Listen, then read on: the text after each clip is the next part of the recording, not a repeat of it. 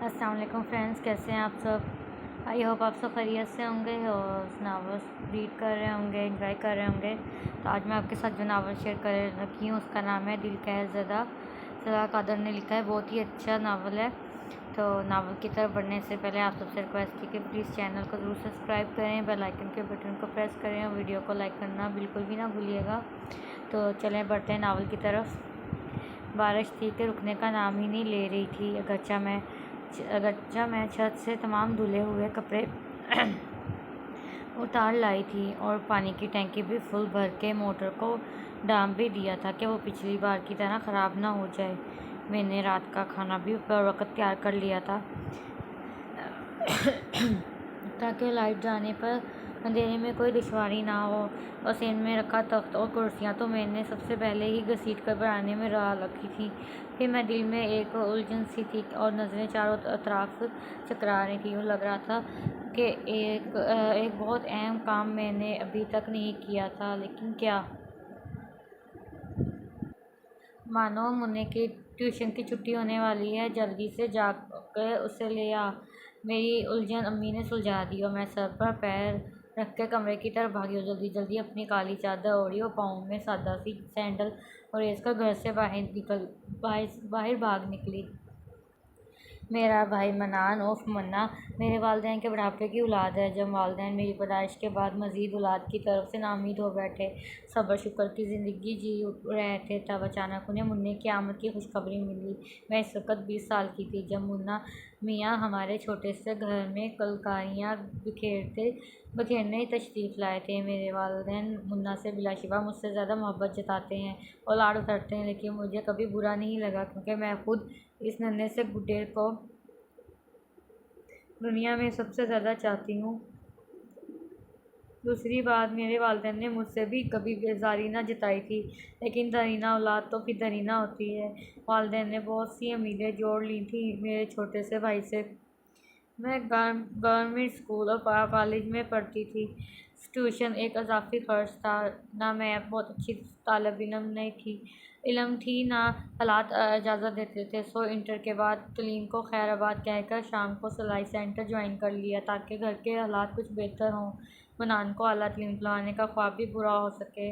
आज सिलाई सेंटर के मालिक की वालदा की वफ़ात के सोग में छुट्टी दे दी गई थी। तभी तभी मैं घर में मौजूद थी और रूटीन से हटने के सबब मुन्ने को भूले बैठी थी। अम्मी मुन्ने को ट्यूशन छोड़ आती और मैं सिलाई सेंटर से लौटते हुए उसे घर ले आती थी। अबू सुबह 9 बजे से रात 9 बजे तक फैक्ट्री में होते। रात 9 बजे वो घर आकर खाना खाते, चाय पीते और 11 साढ़े 11 बजे तक सो जाते। हमें अबू के साथ गुजारने को बहुत कम वक्त मिलता, लेकिन हम मुतमईन हैं क्योंकि अबू वो थोड़ा सा वक्त भी अपनी बातों से यादगार बना दिया करते हैं। मुझे याद नहीं पड़ता अब्बू ने कभी मेरे सामने ऊंची आवाज़ में बात भी की हो। वो बाहर के मसले बाहर रखते थे या कभी बहुत गंभीर मसला अम्मी से शेयर कर लिया करते थे। मैंने शिकवा किया कि आप मुझे अपनी परेशानी क्यों नहीं बताते, जिस पर वो कहने लगे मेरे अब्बा मेरे सारे ज़माने की खोलन घर आकर बीवी बच्चों को अंडेलते थे। मैं नहीं चाहता जिस ज़हनी अज़ियत से मैं और मेरी वालदा और मेरी बहन भाई गुजरे हैं, इस अज़ियत से मेरी बीवी बच्चे भी गुजरे हैं। अब्बू की ये बात मेरे दिल में उनकी इज़्ज़त मज़ीद बढ़ा गई। मेरी अम्मी बिल्कुल घरेलू औरत हैं, ज़्यादा पढ़ी लिखी भी नहीं हैं। अब्बू ने कभी अम्मी को इजाफी काम करने नहीं दिया था। वो घर की तमाम जिम्मेदारियां भी निभाती और जॉब भी करें, ये उन्हें अच्छा नहीं लगेगा। मैंने भी बहुत ज़िद करके अब्बू को अपनी जॉब के लिए राज़ी किया था। अरे ये मैं कहाँ निकल गई, मैं तो मुन्ने को ट्यूशन से लेने जा रही थी ना। तो 8 साल मुन्ने तो 8 साल मुन्ने मियाँ 2 गलियाँ छोड़कर ट्यूशन पढ़ने जाते हैं। मुन्ना हमारे मोहल्ले का वाहिद बच्चा था जो इस गली ट्यूशन पढ़ने जाता था, वरना मोहल्ले के दीगर बच्चे तो इस स्कूल का रुख भी कम ही करते थे। ये गरीबों की बस्ती थी जहाँ बच्चों को थोड़ा बड़ा होते साथ ही काम पर लगा दिया जाता था। तलीम बस इतनी ही दो 2 जमा 2 4 कर सकें। चंद पढ़े लिखे लोग भी यहाँ बसा करते थे, लेकिन वो हालात बेहतर होने पर इस इलाके को छोड़ गए थे। ये हमारा मसला ये था कि हम किराए पर कोई बेहतर घर कहीं और नहीं मिलता था।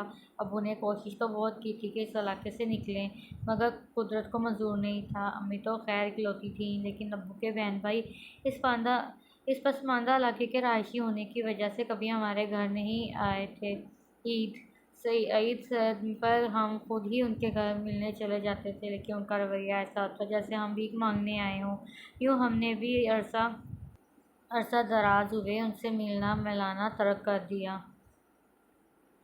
ए लो, मैं फिर से ट्रैक से उतर गई। बस ये ज़िंदगी की तलखियाँ हैं, ना चाहते हुए भी नोक ज़ुबान पर चली आती है। बहरहाल मुन्ना जहाँ ट्यूशन पढ़ने जाता है वो बहुत बेहतर इलाका है। हमारे मोहल्ले से बहुत से बच्चों समेत इस इलाके के घरों में ही काम करने जाते हैं। मुन्ना वाहिद था जो काम करने नहीं बल्कि पढ़ने जाता था।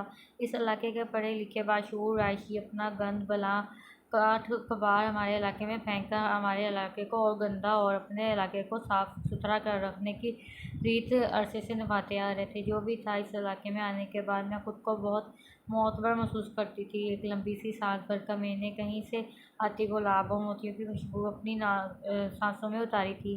वो 3 मंजिला महल नुमा बंगला फैंसी लाइट से सजा शहर अंगेज लग रहा था। अंदर से गाने बजाने की हल्की हंसी कहकों की आवाज़ें आ रही थी। शादी वाला घर था शायद, और इंतजामात इतने बेहतरीन थे कि तेज़ बारिश के बावजूद अंदर जारी खुशियों के माहौल में कोई फ़र्क ना आया, या शायद आया हो, मुझे क्या पता। मैं सर झटके आगे बढ़ गई। दिल में एक ठेस सी उठी। एक आम सी लड़की की तरह मैंने भी अपनी ज़िंदगी को लेकर नौउम्री से बहुत से ख्वाब सजाए शुरू कर दिए थे, लेकिन कुदरत को यहाँ भी इम्तिहान मकसूद है था। कहीं बात बनती ना थी। 28 साल की उम्र में भी बाप के घर की दहलीज पर बैठी मैं दुनिया के लिए एक तमाशा सी बन चुकी थी।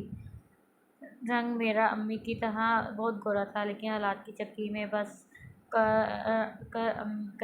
अम्मी के रंग रूप की तरह ही कम कहा के रह गया। आंखों के नीचे गहरे स्याह हल्कों ने शायद गुलाबी आंखों का जादू मानद कर दिया। नाक नाक थोड़ी चिपटी है और दांत मोतियों जैसे हैं, मगर ये मोती साइज में थोड़े बड़े हैं, जिनकी वजह से माफ़क मुस्कुराने का तासर मेरे चेहरे पर नज़र आता है। घिसे पिटे लिबास के बस 5 फीट 7 इंच का कद और काबिल रक्स हद तक का फिट बदन भी बेकशिश लगता है। यूँ ही सोचों में घिरी तेज़ कदमों से चलती मैं गिरती पड़ती अलवी हाउस के गेट तक पहुंची। पता चला सारे बच्चे घर जा चुके हैं। इस मोहल्ले के थे तो उन्हें खास मसला नहीं हुआ था। एक मेरा भाई मेरे इंतज़ार में बैठा था। मैंने चौकीदार से कह के उसे बुलवाया। जब वो वापस आया तो उसके हाथ में पकौड़ा था। मैंने पूछने पर बताया कि घर में सब बनाकर खा रहे थे तो मुझे भी दे दिए हैं। वो बड़ा खुश नज़र आ रहा था। रवायती खानों से हटकर कुछ खाने के बाद मैं उसकी खुशी में खुश थी, लेकिन साथ ही उसे हिदायत भी दी कि ऐसे ही किसी के देने पर कुछ लेकर नहीं खा लेते। अगर अलवी हाउस के मकीनों से मेरी अच्छी सलाम दुआ थी, लेकिन ज़माना ऐसा है कि किसी पर आंख बंद करके एतबार भी नहीं किया जा सकता। मुन्ना, आराम से चलो, गिर जाओगे। कलांचे भरते मुनान को मैंने पकड़कर अपनी चादर के साए तले किया ताकि वो भीग ना जाए। उसका नन्हा सा बैग भी मेरे कंधे पर लटका था। हम अपने मोहल्ले में दाखिल हुए तो ऐन इसी वक्त लाइट भी दागे मुफाकरत दे गई। पल में पूरा इलाका अंधेरे में डूब गया। यहाँ किसी घर में जनरेटर वगैरह नहीं था, सो लाइट आने तक हर तरफ अंधेरा गुप ही रहता था। मैंने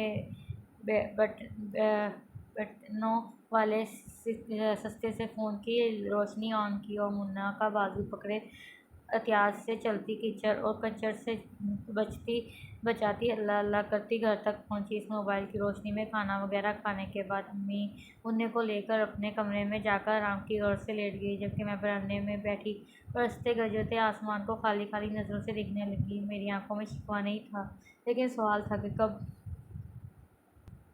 कब मेरी किस्मत का सितारा चमकेगा। मेरे कोई बहुत बड़े ख्वाब नहीं थे, अपनी औकात से वाकिफ़ थी, लेकिन मोहब्बत की ख्वाहिश तो हर इंसान को होती है। मैं भी चाहती थी मेरे नाजुक हाथों को कोई अपने मजबूत हाथों में थाम ले, कोई हो जो मेरी शहद रंग आंखों में अपना अक्स देखकर मुस्कुराए, कोई मेरे होठों की मुस्कुराहट में अपनी मुस्कुराहट भर दे। इस सर्द होते मौसम में कोई मेरे ठंडे पड़ते वजूद को अपनी हदत वजूद की आँच से गरमा दे। यकदम ही बहुत ज़ोर से गरजते बादलों ने मुझे इन हालात में डूबने से बचाया था। मैं सर झटकर वहीं तख्त पर लेट गई। बारिश की हल्की फुहार बरामदे में भी आ रही थी। मैं नम तख्त पर लेटी दूसरे ख्यालात की दिमाग में जगह बनाने की कोशिश करने लगी, लेकिन ज़हन भटक भटक कर मेरे दिमाग को इन्हीं ख्यालात की तरफ दौड़ा रहा था। जिस्म की दूसरी भूख भी पेट की भूख से कम नहीं सताती, और जब भूख हद से ज़्यादा बढ़ जाए तो दिमाग तक चढ़ जाती है। मैं खुद को शैतानी ख्यालात में डूबने से बाज ना रख पाई, और यूं ही एक गैर बाजिया से अक्स को तसव्वुर के पर्दे में अपना सब कुछ सौंप कर गहरी नींद सो गई। अगला दिन क़यामत का दिन था। कमरे और ज़हन की छत रात के बारिश के सबब बह गई थी। मुन्ना और मैं जिस पलंग पर लेटे थे वो पलंग गिरने वाले द्वार से महफूज था, मगर अम्मी और अब्बू के पलंग इस द्वार के साथ ही लगे थे। अम्मी मौके पर जान बहक हो गई, जबकि अब्बू ने अगले दिन अस्पताल में दम तोड़ा था। जब भी शदीद बारिश होती हमारे मोहल्ले में किसी न किसी घर का नुकसान होता ही था। कभी नहीं सोचा था कि हम भी ऐसे किसी हादसे का शिकार हो जाएंगे। हमारे अलावा 2 और घर भी तबाह हुए थे, और दोनों हमारे हमसाय के थे।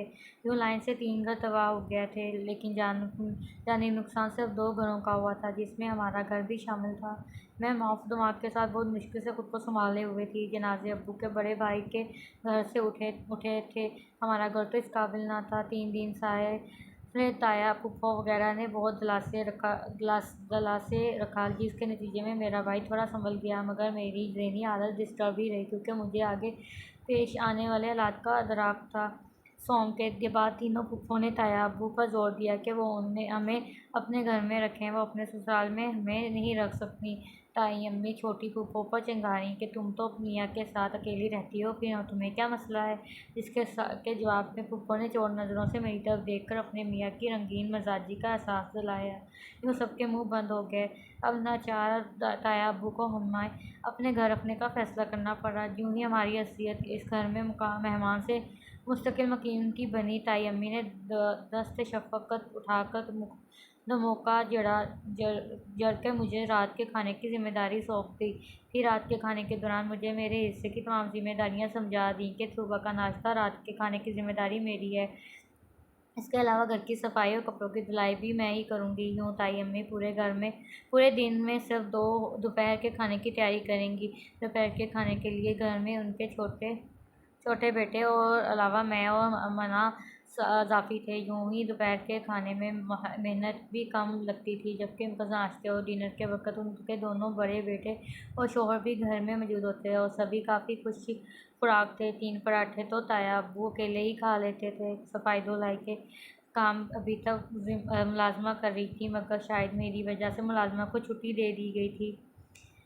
ये तो सब होना ही था, मगर इतनी जल्दी। आज मेरे वालिद को मरे चौथा दिन था, और दुनिया अभी से हमारे वजूद को बहुत समझती उकता रही थी। मुझे खुद से ज़्यादा मनान की फ़िक्र थी। हमने उसे बड़े प्यार से रखा था।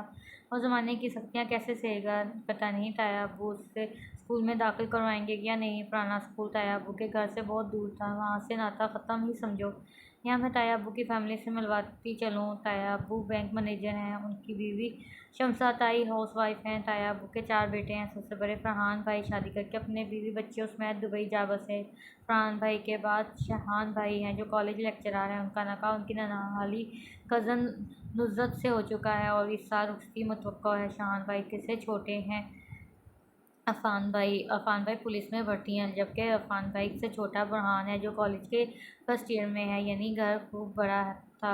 अब दौलत की हेर-फेर थी, मगर दिल छोटे थे शायद, तभी तो पलट कर किसी ने मेरे अब्बू का हाल जानने की कोशिश तक नहीं की। मैं गमज़दा सी रात के खाने के बर्तन धो रही थी। चूल्हे पर चाय चढ़ी थी, जिसको सौंधी खुशबू पूरे किचन में बिखरी थी। जब तक बर्तन धुले चाय भी बन गई। यहाँ चीनी सब अलग से अपनी मर्ज़ी के हिसाब से डालते, सो मैंने ताई अम्मी की हिदायत के मुताबिक चीनी अलग से ट्रे में रखी, और टीवी लॉन्च की तरफ चल पड़ी, जहाँ सब बैठे हलाते हाजरा पर तबसरा कर रहे थे। मैंने ट्रे टेबल पर रखी और हिम्मत करके तायाबू से मनान की पढ़ाई की बात कर ली। तायाबू ने सवालिया नज़रों से ताई को देखा तो मैंने भी ताई की जानिब नज़रें उठाई। वो आंखों में मियाँ को मुझे टालने को कह रही थी। इससे पहले कि तायाबू बीवी की आंखों की ज़ुबान बोलने का तकल्लुफ़ करते, मैं खुद ही बोल उठी। बात मुन्ने की फ्यूचर की है। मैंने हिम्मत करके कह दिया कि मैं कहीं जॉब करके मनान की फ़ीस वगैरह अदा कर दूँगी। मेरी इस बात पर खामोश बैठे बैठे अफान भाई ने अपने चाय का कप टेबल पर पटका था। शायद उसकी गैरत पर ताज़ियाना उठा था कि 3 कमाने वाले मर्दों के बावजूद उसके घर से कोई औरत जॉब करने जाए, वो भी छोटी सी ज़रूरत पूरी करने के लिए। उन्होंने मनान की ज़िम्मेदारी उठाने का फ़ैसला किया। मुझे हुक्म दिया कि सुबह मनान को वक़्त से तैयार रखो, वो अपने साथ लेकर जाएंगे और आएंगे। मुझे इस वक्त अफान भाई फरिश्ता लगे। मैं दिल में सर शुक्र बजा लाई कि मैंने भाई के लिए स्टैंड लेने की कोशिश की और अल्लाह ने यूँ मदद कर दी। मैं ताई अम्मा की कहरबार नज़रें नज़रअंदाज करती कमरे से निकल गई। अगले दिन अफान भाई वादे के मुताबिक मनान को साथ ले गए। इस बात का गुस्सा ताई अम्मी ने मुझे बेवजह बातें सुनाकर निकाला। मैं कान बंद किए सुनती रही, क्योंकि जानती थी यह लानतान मेरी ज़िंदगी का हिस्सा बनने वाली है। जितनी जल्दी इस हकीकत को कबूल कर लूँगी इतना बेहतर है। खैर, ताई अम्मी दोपहर का खाना बनाने में मसरूफ़ हुई तो मैं उनकी हिदायत पर गंदे कपड़े उठाकर छत पर धोने ले आई। आज अच्छी धूप निकली थी, सो मुझे कपड़े धोते हुए ज़्यादा ठंड नहीं लग रही थी। ऐसे भारी भारी मर्दाना कपड़े मैंने पहले कभी नहीं धोए थे। हाँ, अब्बू के सादा शलवार कमीज़ें और यहाँ हर जीन्स की पैंट्स और हाथ हाथ बाजू तक दुख गए थे। मेरे कपड़े उतार पर डालकर मैं कुछ देर धूप सेकने बांस की कुर्सी पर टिक गई। अतराफ का जायज़ा लेने लगी। दूर नज़दीक तक एक से बढ़कर एक आलीशान घर नज़र आ रहा था। 2 दिन तक बारिश में भीगने वाले धुले धुलाए हरे भरे दरख्त भी सर उठाए मंजिल का हसन दोबाला कर रहे थे, जब यकदम ही किसी ने मेरे कंधे पर पकड़ के हल्के से हिलाया। मैं चौंक कर कुर्सी से उठी, मगर ये देखकर हैरान हुई कि पीछे कोई भी ना था। सीढ़ियों के नज़दीक थी। कोई ऊपर आता तो मुझे लाजमी नज़र आता। फिर ये किसने मुझे हिलाया था? शायद ये मेरा वहम हो। मैं सर झटक कर दोबारा कुर्सी पर बैठ गई। यूं ही बैठे बैठे मुझे ऊँघ आ गई। मुझे कुछ सरगोशियाँ सी सुनाई दी। मुझे लगा बुरहान कॉलेज से लौट आया है। ये ख्याल आते ही मुझे एहसास हुआ कि मैं कपड़े धोने के दौरान भीग चुकी हूँ और दुपट्टा भी तार पर टंगा है। ये ख्याल आते ही मैं झटके से उठी और लेकिन एक बार फिर मुझे हैरत हुई। छत पर मेरे अलावा कोई नहीं था और सरगोशियाँ भी यकदम थम चुकी थी।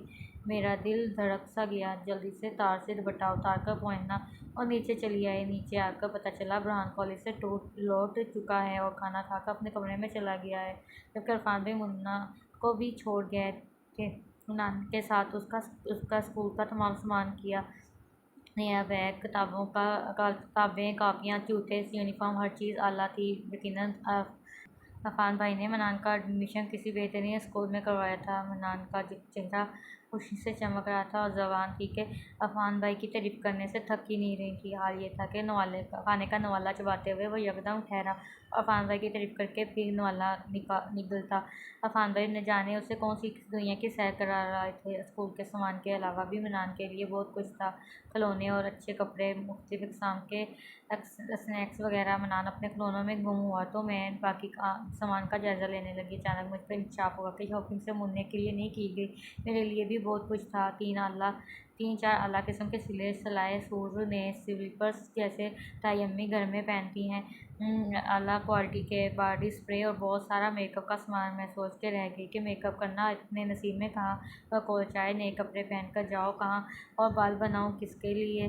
चलो, कपड़ों तक तो ठीक था, लेकिन मेकअप कुछ ज़्यादा ही हो गया था। मैंने मेकअप का सामान बेकार सामान की तरह ड्रेसिंग टेबल की निचली दराज में डाला और मुन्ने को ज़बरदस्ती खिलौने के पहाड़ से निकालकर किताबों की जानब राग़िब करने की कोशिश करने लगी। इस सब में मैंने छत पर होने वाले एक वाक़ये को यकसर फरामोश कर गई। अगले दिन मैंने नहाकर अफान भाई का लाया एक जोड़ा पहन लिया।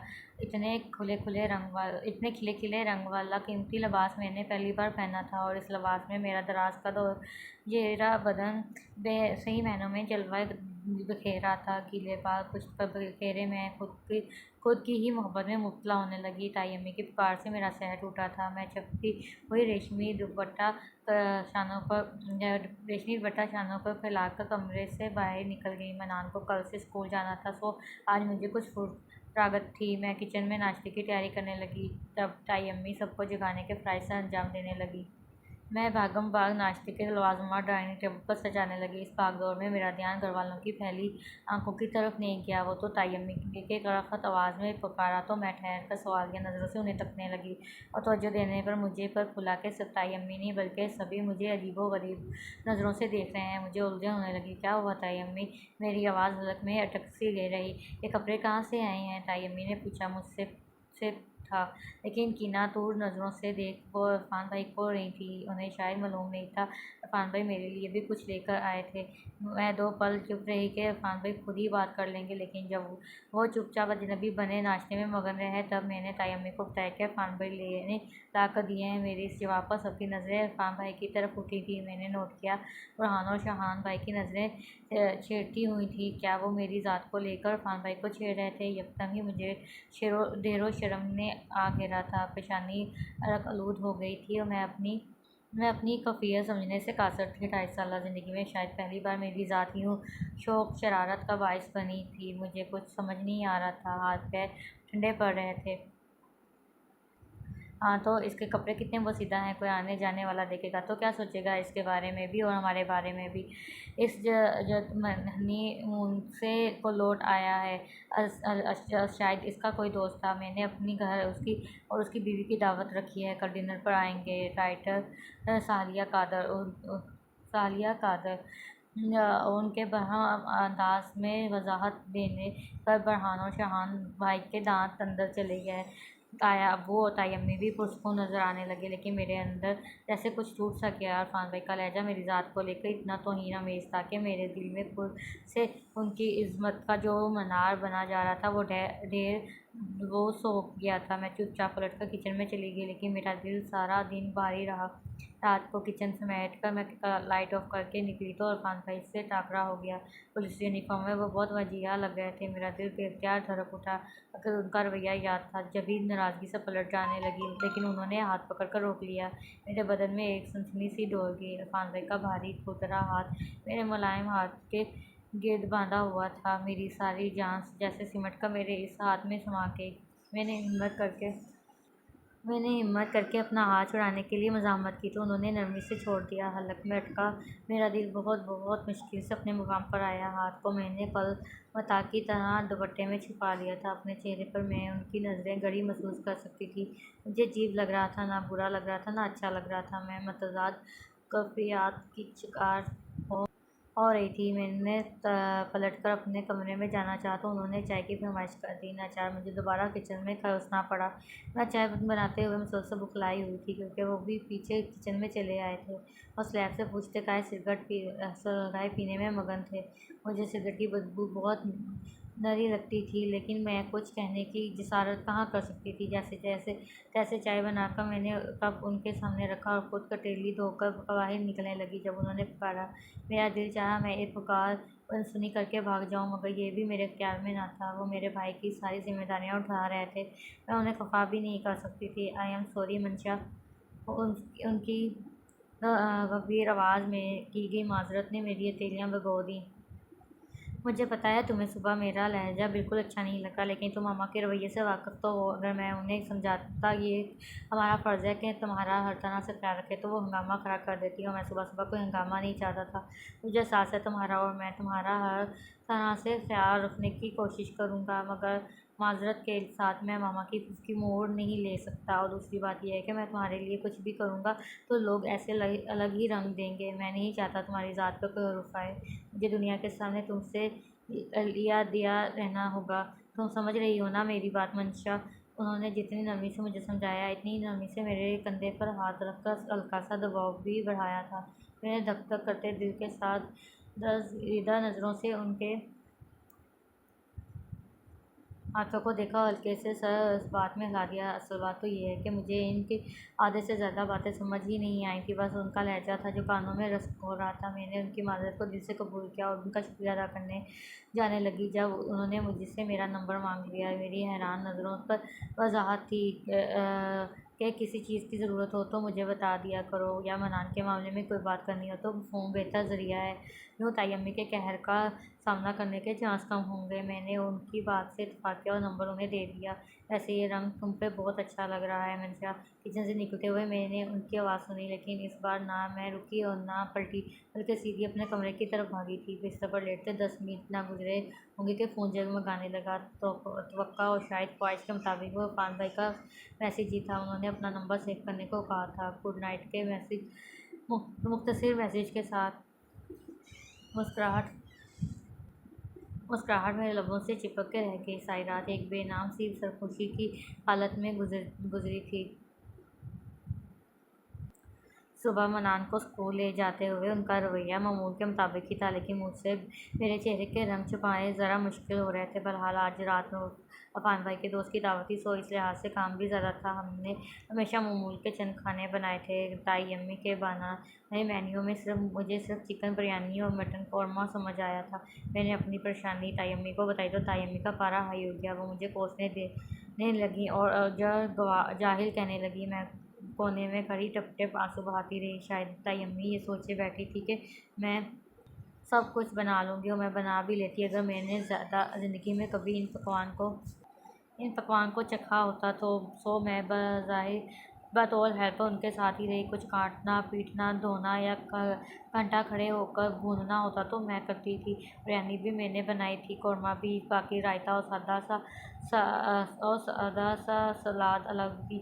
मुझे आज पता चला सलाद और रायते की भी मुख्तलिफ अक़साम होती हैं। मैं हर चीज़ की हैरत और दिलचस्पी से देख रही थी। मुझे इन चीज़ों को खाने से ज़्यादा देखना मज़े दे रहा था। मैंने एक बात तस्लीम करी, ताई अम्मी माहिर कुक थीं। रोटियां बाहर से मंगवाई गई थी क्योंकि वक्त कम ख़त्म हो चुका था। मेहमान आने वाले थे और हमें अपनी हालत भी बेहतर बनानी थी। मैं कमरे में आई और यूं ही सरसरी सी नज़र मोबाइल पर डाली तो ये देखकर दिल रुक सा गया कि वहाँ अफान भाई का पैगाम जगमगा रहा था। उन्होंने मुझे अपना गुलाबी सूट पहनने के लिए कहा था।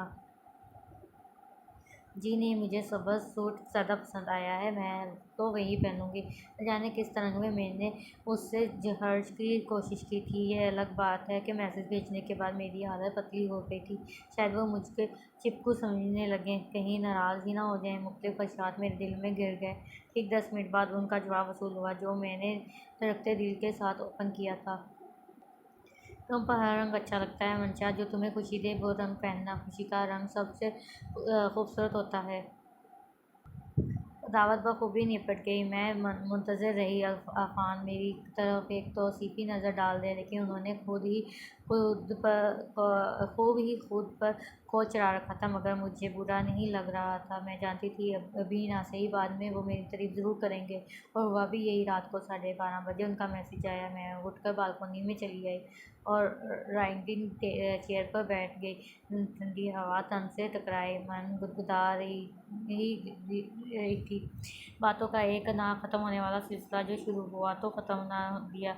हर शब काल पर लंबी लंबी बातें करना जैसे मामूल का हिस्सा बन चुका था। कभी वो किसी अहम काम की वजह से कॉल ना कर पाते तो मुझे से रात कटनी न थी। बेचैनी से करवट पर करवट लेती रहती। यूं ही वक्त गुजरता जा रहा था। उन्होंने मुझे अपना साथ भाई का राला लगाने से टोक दिया था।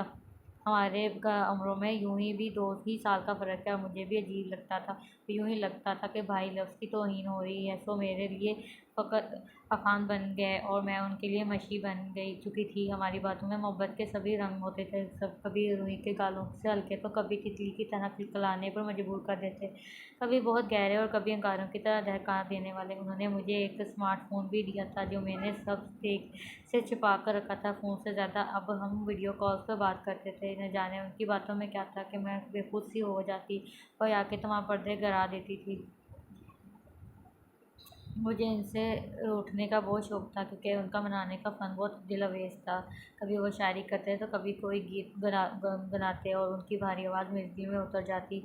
मुझे लग रहा था कि मैं दिन ब दिन खूबसूरत होती जा होती जा रही हूँ। एक दिन ताई अम्मी ने भी कह दिया कि क्या लगा रही हो, जो चमकती रहती हो। ज़ाहिर है मैं घबरा गई थी, मगर खुशी के ये धंक रंग अब छुपाए नहीं छुपते थे। वक़्त यूँ ही गुज़रता जा रहा था जब घर में शाहान भाई की शादी की रुखसती का शोर उठा गया। मेरे कंधे पर बहुत सी ज़िम्मेदारियाँ डाल दी गई थी। मैं भी बेखुशी निभा रही थी। एक शब ताई अम्मी अपनी बहू प्लस भाभी भांजी से मिलने गई तो रात वहीं ठहर गईं। घर में सब मर्द हज़रात थे जो मामूल के मुताबिक 12 बजे तक अपने अपने कमरों में चले गए थे। मैं भी मनान को सलाह करने के बाद अफान की कॉल का इंतज़ार कर रही थी, लेकिन कॉल तो ना आई। लेकिन कमरे के दरवाजे पर हल्की सी दस्तक हो गई, जिससे मुझे हैरान कर दिया। पहली बार रात के इस पहर मेरे कमरे के दरवाजे पर दस्तक हुई थी। हैरान तो होना था। बहरहाल मैंने स्मार्टफ़ोन उसको जगह पर छुपाया और संभल कर दरवाज़ा खोल दिया, लेकिन सामने अफान को देखकर मेरा मुँह खुला खुला रह गया, जिसे उन्होंने अपनी उँगली मेरी ठोड़ी के नीचे रखकर बंद कर दिया। आप यहाँ अफान, इस वक़्त कोई देखेगा तो उफ़ खुदाया क्या हुआ, जाएँ यहाँ से। उकलाहट में मेरे मुँह से बेरब जुमले निकले, लेकिन वो धीरे से हँस दिए। सब अपने अपने कमरे से अब सुबह ही बाहर निकलेंगे, और जिनसे खतरा रहता है आज वो कभी घर में नहीं है। सो पुरसुकून हो जाओ मेरी जान। तो आप क्या चाहते हैं? मेरी घबराहट ख़त्म होने का नाम नहीं ले रही थी। मेरे साथ आओ। मैं अगर मुन्ना सो रहा है, मैं नीम रजामंदी से बोली। हाँ तो सो रहा है ना, अब उसे क्या पता तुम पास हो या नहीं। वो अपनी करने की ठान चुके थे। मेरा हाथ थामा और मुझे अपने साथ छत पर ले आए। मैं रात के इस वह छत पर पहली बार आई थी। ताहत नगा स्थानों से भरा आसमान बहुत खूबसूरत लग रहा था। चौदहवीं के चांद की गोदिया रोशनी से पूरी छत मुनव्वर थी। तुम्हारे आने के बाद ज़िंदगी मुकम्मल लगने लगी है मशी। अचानक अफान ने मुझे सीने में बीच कर जज्बे लुटाती आवाज़ में कहा तो मेरा सांस रुक सा गया। प्यार भरी बातों में हद से गुजरना और था, और हर दर हकीकत उनसे कुशादा सीने पर सर रख कर उनकी धड़कनें सुनना कुछ और था। मेरा हलक खुश्क हो रहा था। मैंने कांपते हाथों से उन्हें पीछे करने की कोशिश की, लेकिन उनकी बढ़ती जिसारतें मुझे कमज़ोर कर रही थी। मैंने बहुत हिम्मत करके हलक से आवाज़ बरामद की और उन्हें बाज रखना चाहा, लेकिन उन्होंने मेरे आवाज़ का गला बड़ी नरमी से घोंट दिया। और बहुत यहाँ मेरी रही सही मज़ाहमत भी दम तोड़ गई। मेरे अंदर मुझे कोई टोक रहा था, मगर मेरा वजूद अब मेरे इख्तियार में ना रहा था। मैं जहाज़ी साइज़ तख्त पर चाँद की तरह बिखरी जा रही थी, और वो मेरा बिखरता वजूद बहुत प्यार से समेटे जा रहे थे। मैं आपसे बहुत मोहब्बत करती हूँ अफान, मुझे छोड़ेंगे तो नहीं ना? आप पर इस कदर एतबार है कि मैंने अपना सब कुछ आपको सौंप दिया है। उसके कुशादा सीने के घने बालों में उंगलियां चलाते मैंने पूछा तो अपनी आवाज़ में खुमार मुझे खुद भी महसूस हुआ था। जब अतवार है तो सवाल कैसा जान अफान, तुम्हें छोड़ने का ख्याल भी मुझे आए तो खुदा मुझे अगला पल जीना नसीब ना करे। अफान के पुरशिद्दत लहजे भी ने मुझे एक गुना सुकून दिया था। मैंने नीचे जाने की बात की तो उन्होंने कहा पहले वो खुद देख कर आएंगे, रास्ता साफ हुआ तो मुझे भी बुला लेंगे। वो नीचे गए तो मैं अपना बिखरा बिखरा वजूद समेटने लगी। 2 मिनट, 5 मिनट और 15 मिनट गुजर गए, लेकिन वो ऊपर ना आए तो मैं तशवीश में मुब्तला खुद ही नीचे जाने के ख्याल से तख्त से उतर गई और धीमी चाल चलती सीढ़ियों की तरफ बढ़ने लगी कि मुझे सीढ़ियों पर नीम अंधेरे में कोई ऊपर आता नजर आया। वो अफान ही थे। मैं पुरसुकून हो गई। इतनी देर लगा दी आपने, कहाँ रह गए थे? कोई जाग गया है क्या? मुझे तशवीश लाहक हुई थी। कुछ बोल क्यों नहीं रहे? कुछ हुआ है क्या? कोई नीचे था? किसने कुछ कहा या किसी को कुछ पता चल गया? मेरी घबराहट अरूज पर थी। किसी को कुछ नहीं पता चला। अफान की आवाज़ इतनी धीमी थी मैं बहुत मुश्किल सुन सकी। इस तरह क्यों बोल रहे हैं? मैंने भी आवाज़ धीमी कर ली थी। खदशा था शायद कोई जाग चुका हो, तभी अफान इस तरह हाँ कर रहे हैं। कोई नहीं जागेगा मंशा। अफान की आवाज़ पहली बार मेरी समातों में चुभी थी। मैं उलझन भरी नज़रों से उन्हें तकती नीचे जाने लगी, लेकिन उन्होंने मुझे अपनी बाहों में उठा लिया। मेरा रंग उड़ सा गया। क्या हो गया है अफान? नीचे जाने दें मुझे, हालात की नज़ाकत का एहसास करें। हम सारी रात यहाँ नहीं गुजार सकते। मेरी आवाज़ झंझनाहट और परेशानी से कभी फट रही थी तो कभी घुट रही थी। गुजार सकते हैं, एक बार फिर वही चुभती हुई आवाज़ में कहने के बाद उन्होंने मुझे तख्त पर बिठा दिया और यकटिक मेरा चेहरा घूरने लगे। अब मुझे इनसे खौफ आ रहा था। उनका रवैया हो भी तो इतना अजीब रहा था। ठंड जैसे एकदम बहुत बढ़ गई थी। मैं दुपट्टा अपने गिर्द लपेटने लगी तो उन्होंने झट सफ़र का दुपट्टा मुझसे खींच लिया और अपने यकबस्ता हाथ से मेरी गर्दन सुड़ाने लगे। अगरचा कुछ देर पहले ही हमने हर हद पार कर डाली थी, फिर भी इस वक्त मेरे रोंगटे खड़े हो रहे थे। मैंने उनका हाथ अपनी गर्दन से हटाना चाहा तो उन्होंने झटके से मुझे तख्त पर तराश कर दिया और फिर मुझे कुछ होश ना रहा, मगर इतना एहसास था कि अफ़ान इस कदर बेरहमी से मेरे वजूद को नहीं बन बोल सकते। मैं नीम बेहोशी में रोती सिसकती रह गई, लेकिन चीखें अंदर कहीं दम तोड़ती जा रही थी। जाने मैं अपने कमरे में किस तरह पहुंची थी, शायद अफ़ान उठाकर लाए हों। मुझे तो याद नहीं पड़ता था कि मैं खुद चलकर कमरे में आई हूँ। बहरहाल 3 दिन बाद मेरा बुखार उतरा तो मैं नींद बेहोशी से मुकम्मल होश की दुनिया में लौटी। सबसे पहला ख्याल मुझे यही आया कि कहीं किसी को कुछ पता तो नहीं चल गया, मगर सबका अंदाज़ नॉर्मल ही मिला था। मैंने तबीयत बहाल होने के बाद अपनी ज़िम्मेदारी जान-फ़शानी से निभानी शुरू कर दी। अफ़ान से मैं बिल्कुल बात नहीं कर रही थी। मैं इनकी जानवर बन जाने पर खफ़ा थी, लेकिन परेशान-कुन बात ये थी कि अफ़ान भी मुझसे बात करने की कोशिश नहीं कर रहे थे। ना कोई मैसेज, ना कोई कॉल। अब मेरा दिल होने लगा था। मैंने ना मारने में पहल की और उन्हें मैसेज भेज दिया, जवाब नादर। मैं इस घर में इससे बराह रास्त बात नहीं कर सकती थी। इस बात का वो भरपूर फ़ायदा उठा रहे थे।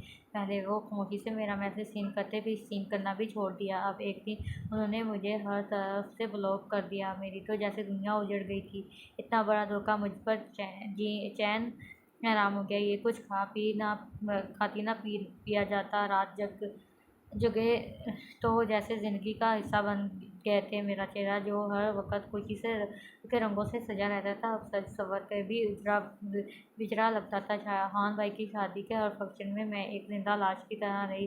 मेकअप करने का अरमान शादी की तमाम तराकीब में पूरा हुआ और बहुत सी तारीफ़ी नज़रों से ने मेरा पीछा किया था, लेकिन जिसके पीछे मेरी नज़रें थी, वो एक सरसरी नज़र भी मुझ पर डालने का रवादार न था। दिन पे दिन गुजरते रहे थे।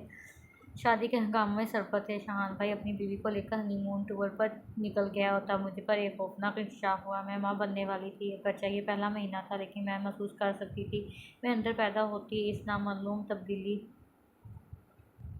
को। यहाँ मेरी बर्दाश्त ख़त्म हो गई। मैं कुछ सोचे बगैर बगैर दीवानावार इनके कमरे की तरफ भागी थी। रात के 11 बज रहे थे। दिसंबर की एक सर्द तरीन रात थी, लेकिन मैं किसी स्वेटर और चादर के बगैर पागलों की तरह उनके कमरे की तरफ बढ़ गई।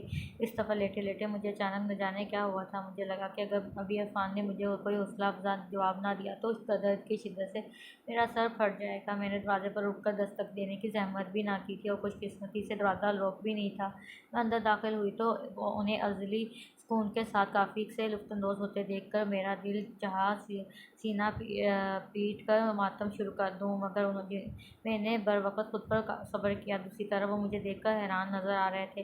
फिर उनके चेहरे पर परेशानी झलकी और वो उछलकर बेड से उतरकर मेरी तरफ भागे आए और कमरे का दरवाज़ा बाहर ही झाँक कर एहतियात से बंद कर दिया और मुझे कहरबार नज़रों से घूरने लगे। बहुत मुश्किल था मेरे लिए उनकी नज़रों में अपने लिए कहर बर्दाश्त करना।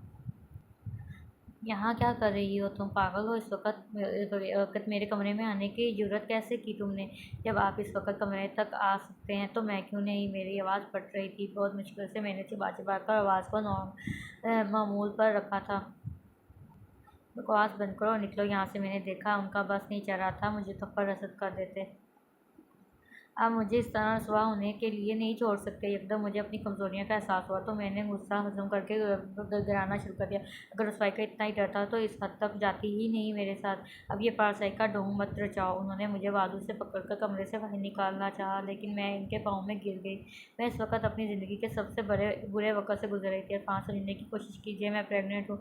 मुझे उम्मीद तो नहीं थी कि उन पर इस इंकशाफ का कोई असर होगा, लेकिन मैंने टटते देखा था। मुझे ज़रा उम्मीद हुई। क्या कहा तुमने? उसकी आवाज़ जैसे खाई से आ रही थी। मैं प्रेग्नेंट हूँ, मैंने एक बार थोड़े एतमाद से जवाब दिया था। किसका गंध है ये? उसके कह कर अंदाज में सवाल पूछने पर मुझे ये इंकशाफ हुआ वो मेरी सोच से ज़्यादा घटिया इंसान है। अल्लाह की कसम, मैंने अपने आप को आपके सिवा किसी को छूने नहीं दिया। ये आपका ही है। अगर आपको शक है तो आप किसी डॉक्टर से पता करवा लें। मेरे जवाब ने जैसे उसके औसान ख़ता कर दिए। वो सर पकड़कर सोफ़े पर गिर से गए। मैं वहीं दरवाजे के पास घुटनों के बल बैठी उन्हें भीगी नज़रों से तकती रही। शायद उन्हें मुझसे इस माकूल जवाब की उम्मीद नहीं थी। उन्हें गलतफ़हमी थी कि मैं जाहिल गवार थी और दुनिया के मामलात की समझ नहीं रखती थी। दर हकीकत मैं ऐसे गरीब थी और या शायद यही मेरा सबसे बड़ा कसूर था। इतनी इतनी जल्दी कैसे हो सकता है? आई मीन तुम कंफर्म है या गलतफ़हमी है? डॉक्टर से पता करवाया है क्या? उसके चेहरे से खौफ आ गया था। मैं 22वीं सदी की औरत हूँ अरफान, मुझे मालूम है। अगर आपको यकीन नहीं है तो ले जाएँ मुझे किसी डॉक्टर के पास। मेरी आवाज़ आखिर में भारी हो गई। अच्छा सुनो, कल मैं घर में कोई बहाना करके तुम्हें अपने साथ ले जाऊँगा। अगर तुम वाक़ई प्रेग्नेंट हो तो हम निकाह करके ही घर लौटेंगे और यहाँ सबको बताएँगे कि हमने निकाह कर लिया था। फिर कुछ अरसे बाद तुम्हारी प्रेगनेंसी खुद ही सबके सामने आ जाएगी। तुम किसी को मत बताना मत और इस तरीक़े से ख़ुद को अनजान ज़ाहिर करना। हम दोनों की इज़्ज़त बचने का बस एक यही रास्ता है। समझ रही हो ना मेरी बात? इसका दिमाग एकदम दौड़ने लगा, चेहरे का रंग भी मुँह पर लौट आया और अब वो अभी पुरस्कून नज़र आ रहे थे। मेरे पास उस पर एतबार करने के अलावा और कोई रास्ता ना था। मैं चुपचाप वापस अपने कमरे में लौट आई और सारी रात आँखों में गुजार दी। अगली सुबह दोपहर का वक़्त था। मैं सफाई-सुथराई कर रही थी जब इरफ़ान घर लौटे। आँखों ही आँखों में उन्होंने मुझे तैयारी करने का इशारा किया और कुत्ताई अम्मी को न जाने कौन-सी कहानियाँ सुना कर आराम करने लगे। 15 मिनट बाद मैं उनके साथ गाड़ी में मौजूद थी। कितना अरमान था मुझे उनके साथ तन्हा गाड़ी में सफ़र करने का। और अब जब पूरा हुआ तो इन हालात में कि ना उनके चेहरे पर कोई खुशी थी, ना मेरे चेहरे पर कोई खुशी। वो रिमोट की तरह बेतासर चेहरा बनाए ड्राइविंग कर रहे थे। मैं ज़िंदा लाश की तरह उनके पहलू में आते-जाते मनाज़र तक रही थी। मेरे अंदाज़े के मुताबिक 2 घंटे होने को थे, मगर सफ़र था कि ख़त्म ना हो रहा था। बैठे-बैठे मेरी कमर दुख रही थी।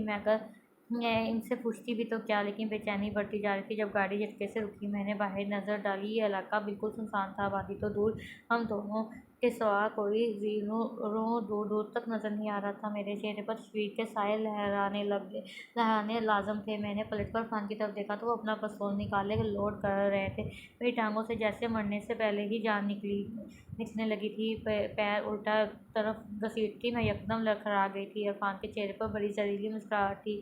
वो छोटे-छोटे कदम उठाए मेरे सर पर आ पहुँचे थे। ये वो जगह है जहाँ मैं अपने नापसंदीदा मुजरिमों को या नापसंदीदा मज़लूमों को अदबी नींद सुला देता हूँ। तुम्हारे साथ भी मैंने कुछ शायद करने की कोशिश की थी, लेकिन तुम्हें इज़्ज़त रास नहीं आई। वो शौक़ है मेरी बीवी बनने का, मैम साहब बनने का, अपनी औकात के मुताबिक ख्वाहिश पालते हैं। माय डियर मैशी अफ़गान की आप क्या कर रहे हैं? अल्लाह की कसम मैंने आपकी दौलत की कभी चाह नहीं की थी। मुझे मोहब्बत सिर्फ़ आपसे थी। अपने बच्चे का तो सोचें। मैंने अपना सर उनके जूतों पर रख दिया और गिड़गिड़ाने लगी। मौत तो आँखों के सामने अपने करीब आते देखा। बहुत जानलेवा था। मेरी टाँगों में इतनी जान ना थी कि उठकर भाग ही सकती। भाग कर जाती भी तो कहाँ? यहाँ कोई मदद मुमकिन होती तो अफ़गान मुझे यहाँ क्यों लाते? चल दूर हट। उन्होंने बेरहमी से मुझे बूट मारकर दूर झटक दिया। बेख्तियारी में मेरे बाजू अपने पेट के गिर्द लिपट गए। अगर वो बेकसूर थे तो मैं भी बेकसूर थी, और मैंने गलती की थी तो वो भी गलत थे। फिर भी वो प्रेगनेंसी का तमाम इल्ज़ाम मुझ पर धरते मुझे लातों वसूलों से मारने लगे। मैंने सुना था अफ़गान एक तशद्दुद पसंद पुलिस अफ़सर थे, लेकिन मैंने कभी यकीन नहीं किया था, मगर आज यकीन आना ही था। वो यूँ ही पीटते हुए मेरा होश की दुनिया से नाता टूट गया। मुझे यकीन था उसके बाद मैं कभी आँखें नहीं खोल पाऊँगी। अब मेरी ये आँख कब्र में ही खुलेगी, अब अगर कब्र नसीब हुई तो।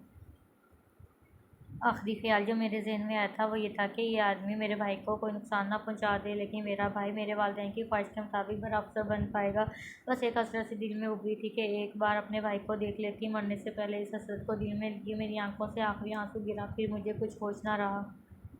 एक तरह के साथ मेरी आँख खुली थी। पहले तो दिमाग पर जमूद तारी रहा, लेकिन फिर रफ्ता-रफ्ता गुज़रे वक़्त की तमाम अज़ियतें मुझे याद आने लगीं। मैं झटके से उठ बैठी और दीवानावार नज़रों से अजनबी जगह का जायज़ा लेने लगी। ये किसी इमारत का हाल था।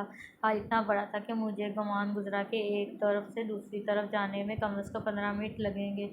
दीवारें सीलिंग ज़दा थीं और खिड़कियाँ साइज़ में 7 से 8 फुट तक ऊँची थीं, और हाल के दोनों अतराफ दीवारों पर कतार दर कतार बनी हुई थी। जहाँ बाहर से दिन का मंझला उजाला अंदर आ रहा था। इस वक़्त दिन का समा था, मगर धूप बिल्कुल नहीं थी, और इतनी ज़्यादा थी कि कोई मंज़र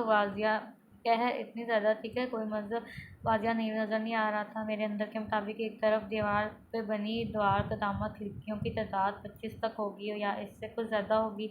यूँ ही मेरे दोनों अतराफ 50 खिड़कियाँ थीं। दिन भी था, फिर भी के सिवा अंधेरा सा था। मैंने गर्दन उठाई तो हाल की छत इतनी ऊंची थी कि मेरी गर्दन उठी रह गई। छत पर ऐन दीवार में बहुत बड़ा झूमर था, जिसमें मोमबत्ती के नन्हे-नन्हे ज़र्द शोले नज़र आ रहे थे। हाल में सामान बहुत सा था, लेकिन फिर भी इस जगह पर खंडर का गमान हो रहा था और दिन दम जैसे घुट रहा था। मैं हिम्मत करके उठी और आवाज़ें लगाने लगी, लेकिन खंडर नमा महल में मेरी आवाज़ें गूंज रही थी। मेरा दिल हो रहा था। मैंने अपने वजूद को टटोला तो मेरे जिस्म पर ना कोई ज़ख्म था, ना दर्द था। अजीब बात थी, हालांकि अफान ने मुझे जितना पीटा था, मुझे तो मर जाना चाहिए था, लेकिन मैं सही सलामत अपने कदमों पे खड़ी हूँ। कहीं ऐसा तो नहीं कि मैं मर गई हूँ। एक ख्याल ज़हन में आया तो मेरा दिल डूब कर उभरा। मैंने फिर से आवाज़ें लगाईं, लेकिन बेसुध।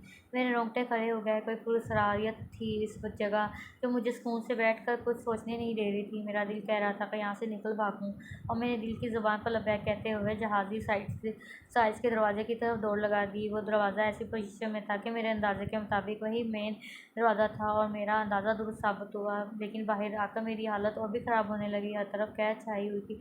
हाथ को हाथ समझाई नहीं दे रहा था। बहरहाल मैंने कुछ खलक तर किया और टोल टोल कर कदम रखने लगी। ना हाँ, फहम सी सरगोशियाँ मुझे सुनाई दे रही थी। कदमों की आवाज़, घोड़ों के दौड़ने की आवाज़ें भी थीं, और मुझे खुद पर बहुत सी नज़रें भी गिरी महसूस हो रही थी। लेकिन बदकिस्मती से मुझे कोई ज़ीनो रूह की झलक तक नज़र नहीं आ रही थी। मेरा खून तो बढ़ता जा रहा था। दो किस्म के ख्यालात यकीन में बदलते जा रहे थे। या तो मैं ख्वाब देख रही हूँ, या मरने के बाद जहन्नम पहुँच चुकी हूँ कि थी। मगर जहन्नम ऐसी तो नहीं होती। वहाँ तो आग होती है जो झुलसा देती है। यहाँ तो सर्दी थी, और इतनी कि जो जिस्म जम रहा था और दांत बज रहे थे। ये कोई ख्वाब ही है, मैंने बोलकर खुद को यकीन दिलाया। चलने का रास्ता तर्क न किया। लेकिन मैं ख्वाब कैसे देख सकती हूँ? क्या मैं ज़िंदा हूँ? अफ़ान ने मुझे ज़िंदा छोड़ दिया, लेकिन क्यों? बेशुमार सवाल थे जिसका जवाब फ़िलहाल मेरे पास नहीं था। तकरीबन आधे घंटे तक रास्ता देखे बगैर मैं चलती रही कि यकदम किसी दरख्त से बुरी तरह टकरा गई। मैंने हाथ बढ़ाकर टटोला तो वाकई दरख्त ही था। दरख्त से तने से लपट कर मैं ये सांसें बहाल करने लगी जब भेड़िए की गड़गड़ाहट ने मेरे होशांग खता कर दिए। गड़गड़ाहट इतनी करीब से आ रही थी जैसे भेड़िया मुझसे 2 कदम की दूरी पर हो। मैं दरख्त से दूर हटी और दीवानावार अतराफ में देखती रही, लेकिन बस कह ही थी। भेड़िए की आवाज़ें और कह के मुझे बहुत नज़दीक से सुनाई दे रहे थे, मगर नज़र कोई नहीं आ रहा था। यकदम किसी ने मेरी पुश्त पर ज़ोर से हाथ मारा। अजीब सा भारी हाथ था, और नाखून इतने लंबे थे कि पुश्त से मेरी कमीज़ फट गई थी और खाल भी उतर गई थी। मैं एक दर्दनाक चीख के साथ ज़मीन पर गिर गई, मगर फ़ौरन ही उठ बैठ खड़ी हुई। मैंने वहाँ से भागना चाहा, लेकिन मेरे खड़े होते साथ ही किसी ने के सामने से मेरे कंधे को पीछे की तरफ धकेला था। इस बार धक्का थोड़ा हल्का था। मैं गिरी नहीं थी, मगर पूरी जान से हिल गई थी। मैं घुटी घुटी आवाज़ में चीख रही थी, कौन है? लेकिन कोई जवाब नहीं मिलता। बस असाब पर अजाब बनी आवाज़ें थीं। फिर कहर थोड़ी झटने लगी। मैंने कहर में बहुत से स्याह होले अपनी चारों तरफ खड़े देखे थे। उन्होंने एक तरफ से मुझे घेर रखा था। कोई वजूद वाजिया ना था, मगर इन होलों में कोई भी 7 फुट से कम ना था। अजीबो-गरीब किस्म के जानवरों के होले भी शामिल थे, मगर मैंने ऐसी अजीब बनावट वाले जानवर कभी ना देखे थे। न जाने उनकी असल शक्ल कैसी थी, मगर होले की जो बनावट वाजिया थी वो बिल्कुल अजनबी थी मेरे लिए। इससे तो जब मुझे कुछ नज़र नहीं आ रहा था तो बेहतर था। ये गैर वाजिया होले तो मेरा दिल बंद करने के दर पे थे। मैं खौफ के मारे बेहोश होने के करीब थी, जब यकदम सरगोशियाँ कह के और गराहटें थम सी गईं। होले धीरे धीरे पीछे होने लगे। मैं देखते ही देखते गायब हो गया, और एक तनहा होला कहीं से धीरे धीरे चलता हुआ मेरे नज़दीक आने लगा। मैं बुत बनी इस वजूद को देखती रही, जैसे जैसे करीब आ रहा था वाजिया भी होता जा रहा था। वो एक 6 फुट का इंतहाई हसीन मर्द था, इतना हसीन कि उसकी खूबसूरती ने मुझे 2 पल के लिए हैरान हालात वगैरह भुला दिए, और मैं लब पार किए उसे देखे चली गई। जब इस शख्स ने मेरी कलाई पकड़ ली, मेरी पलक झपकने से पहले ही मंजर बदल चुका था, और अब मैं दोबारा इसी हाल में थी जहाँ से मैंने निकल कर भागी थी। मैंने झटके से अपनी कलाई छुड़ाई और फटी आंखों से हर तरफ देखने लगी। कुछ समझ ना आया तो सर पकड़ के ज़मीन पर अकड़ो बैठी ही चली गई। कौन है आप? और बहुत देर बाद मेरी हलक से घुटी घुटी आवाज़ बरामद हुई। दिमाग का एक हिस्सा अभी भी इस सब को एक ख्वाब मानने पर बाजिद था। मैंने पूछा, है आपसे, कौन है आप? ये जगह कौन सी है? मुझे यहाँ क्यों लाया है? इस शख्स के यकट तक खामोशी से तकने पर मैं इस बार झंझला कर बोली। आंसू रवानगी से मेरे गाल भिगो रहे थे।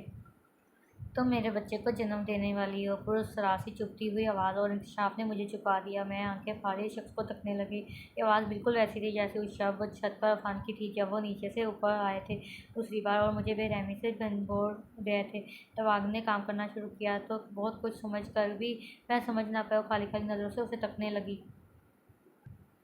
तुम्हारे घर की छत पर मैंने अक्सर तुम्हें देखा मंशा। मुझे तुम अच्छी लगी थी, लेकिन मैं तुम्हें कोई नुकसान नहीं पहुंचाना चाहता था। मगर जब तुमने इस लड़के के साथ वो लम्हात गुजारे तो मैं अपना गुस्सा जब्त न कर सका और उस लड़के के रूप में तुम्हारे पास आकर अपनी ख्वाहिश और गुस्सा तुम पर उतार दिया। कि मुझे मालूम हुआ तो मेरे औलाद को जन्म देने वाली हो तो मैं तुम्हारे साथ साथ रहने लगा। मैं सोचता रहता कि किस तरह तुम्हें अपनी हकीकत बताऊँ, किस रूप में तुम्हारे सामने आऊँ। इसी दौरान इस लड़के ने तुम्हें जान देने की कोशिश की तो मैं तुम्हें अपनी दुनिया में ले आया। तुम्हें यहाँ लाना ज़रूरी इसलिए था कि तुम मेरी औलाद को जन्म देने वाली हो जो मेरी ही तरह की मखलूक होगी। मैं महसूस कर सकता हूँ उसे, वो मुझसे राब्ते में है। इसकी पैदाइश के दौरान तुमने भी ऐसी तब्दीलियाँ आएंगी जो इंसानी अक्ल कबूल नहीं कर पाएगी। तुम इंसान वैसे भी हमारे दुश्मन हो।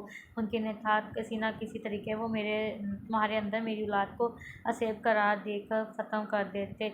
अपनी औलाद की ज़िंदगी के लिए मुझे तुम्हें यहाँ लाना पड़ा और इस शख्स को भी जिसने मेरी औलाद की जान लेने की कोशिश की थी। इतनी तफसील जानने के बाद भी मैं बुत की तरह सांस रोके एक शख्स को देख रही थी जिसका दावा था कि वो गैर इंसानी मखलूक है। जाहिर सी बात थी मेरी इंसानी अक्ल बहुत देर तक इन हक़ाइक़ को कबूल नहीं कर पा रही थी। धीरे धीरे मेरे ज़हन खुलने लगा तो ये सब बातें सच लगने लगी। अफान जब दूसरी बार छत पर आए थे तो उनकी आवाज़ और अंदाज़ बहुत मुख्तलिफ था क्योंकि वो अफान थे ही नहीं, तो वो तो एक गैर इंसानी मखलूक था। इस हकीकत के अफशार होते ही मेरे रोंगटे खड़े होने लगे। ये सोच कर मुझे झंझरी आ गई कि मैं एक गैर इंसानी मखलूक के साथ इस हद तक गुजर चुकी थी और अब उसका दावा था कि मेरे पेट में उसी की औलाद थी। तो इसी जैसी गैर गैर इंसानी मखलूक ही मेरा सर चकराने लगा। मैं अपनी हिम्मत पे हैरान थी कि अब तक बेहोश नहीं हुई। एकदम मेरे जहन में झुमका के हुआ कि और मैं 2 कदम उसकी तरफ बेताबी से बढ़ी। आप अफान को भी ये लाए हैं क्या? मेरे सवाल पर मुझे लगा जैसे वो मुस्कुराया हो, मगर उसका चेहरा सपाट सी था। फिर पलक झपकने में एक बार फिर मेरे मंजिल बदला। अब मैं वहाँ जहाँ थी वहाँ हर तरफ आग ही आग थी। जहन्नम का गुमान हो रहा था, लेकिन हैरत अंगेज़ तौर पर आग मुझे महसूस नहीं हो रही थी। मैंने देखा इस आग के एक दायरे के बड़े से दायरे के दरमियान अफान था जो बुरी तरह चीख रहा था। हर तरफ आग होने की वजह से उसका गोश्त शायद गल रहा था। ना वो जल रहे थे, ना उन्हें सुकून का एक सांस भी मैसर हो रहा था। मैं भी दंग सी उन्हें देख ही रही थी कि मंजर एक बार फिर बदला। मैं दोबारा इसी आलीशान हाल में मौजूद थी। हाल लौटने के बाद भी मैं 2 मिनट तक सत्ते में रही थी। जब मेरा सत्ता टूटा तो एक कमीनी सी खुशी ने मेरे अंदर सर उठाया था। वो कुछ देर पहले तक मेरी जान लेने वाले थे, वो भी बेरहमी से। इसके साथ जो हो रहा था मुझे इस पर कोई अफसोस फ़िलहाल नहीं हो रहा। मोहब्बत पर इस वक़्त गम और गुस्सा गालिब था। मुझे मेरे घर जाने दो, मैं आपके बच्चे का ख्याल रखूँगी हर तरह से। वहाँ मेरा भाई मेरा इंतज़ार कर रहा होगा। इसका मेरे सिवा वहाँ और कोई नहीं है। हाथ जोड़कर मैंने उससे गुजारिश की। ये उसका रवैया ही था जिसने मुझे इतनी हिम्मत दी थी। मुमकिन नहीं है, मेरी औलाद की ज़िंदगी और मौत का सवाल है। तुम्हें यहाँ रहना होगा। इसकी पैदाइश तक वो करख्त आवाज़ में गरजा। हाल में हर तरफ उसकी आवाज़ गूंज के रह गई। मेरा दिल रुक सा गया। और इसके बाद मतलब आपके बच्चे की पैदाइश के बाद मैं यहाँ से जा सकती हूँ? मैंने खुशगवानी से पूछा। तुम चाहो तो चली जाना, चाहो तो रह जाना। उसने आसानी से मान जाने पर मैं थोड़ी कंफ्यूज हो गई। मैं इसकी पैदाइश के बाद नॉर्मल इंसान तो होंगी ना? मैंने खौफजदा अंदाज में लड़खड़ाती आवाज़ में पूछा। जवाब में उसने सर को हल्की सी जंबश दी थी। मेरी सांसें थोड़ी बहाल हुई। तुम्हें भूख लगी है? उसके सवाल पर मैंने तेज़ी से नफ़ी में सर लाया। मान की बात थी, मेरी भूख प्यास इस वक्त मरे हुए थी। मैं खुद को इस वक्त ख्वाब का हिस्सा महसूस कर रही थी। अंदर ही अंदर मैं अभी भी इस सबको हकीकत मानने में हिचकिचा रही थी और मुंतज़िर थी कि कब मेरी आँख खुले और मैं खुद को मनान के पास अपने कमरे में पाऊँ। मेरे इनकार पर वो कुछ देर तक अपनी बेनूर आँखों से मुझे देख सकता रहा। फिर अजीब से किसी ज़बान में कुछ बड़बड़ाने लगा। मैं हनूस सी उसे तकती रही, लेकिन उससे पहले कि उसकी बात का मतलब क्या पूछती वो कहर में पलटा, हौले में ढला और फिर गुम हो गया। और बिला आखिर मेरी हिम्मत टूटी और मैं बेहोश हो गई। इस बार मेरी बेहोशी ज़्यादा तवील साबित नहीं हुई। जल्द ही होश में आकर मैं खुद को यकीन दिलाने में कामयाब हो गई कि जो कुछ मैं देख रही हूँ ये हकीकत है, कोई ख्वाब नहीं। और जब मुझे यकीन आ गया तो मैं मतवश नज़रों से हाल का जायज़ा लेने लगी। खिड़कियों के अलावा कुछ दियों कदामत दरवाजे थे जो शायद कमरे के थे, पर एक तरफ तो गोल सीढ़ियाँ बनी हुई थी जो ऊपर बहुत ऊपर जाने कितनी ऊँची जा रही थी। हाल की छत हॉल की छत ही इतनी ऊंची थी कि खुदा जाने ये सीढ़ियां आसमान की कौन सी मंजिल पर ले जाने वाली थी। ख्वाहिश के बावजूद मैं डर की वजह से ना किसी कमरे में झांक सकी, ना सीढ़ियों के ऊपर जाने की हिम्मत कर सकी। ऊपर की सीढ़ियों पर भी यूं भी काफ़ी अंधेरा था। मैं एक खिड़की के साथ लगकर ज़मीन पर सिकुड़ कर बैठ गई। खिड़की की बाहर सब कहर नज़र आ रहा था। न जाने इस कहर में कितनी आंखें थी जो मुझे तक रही थी।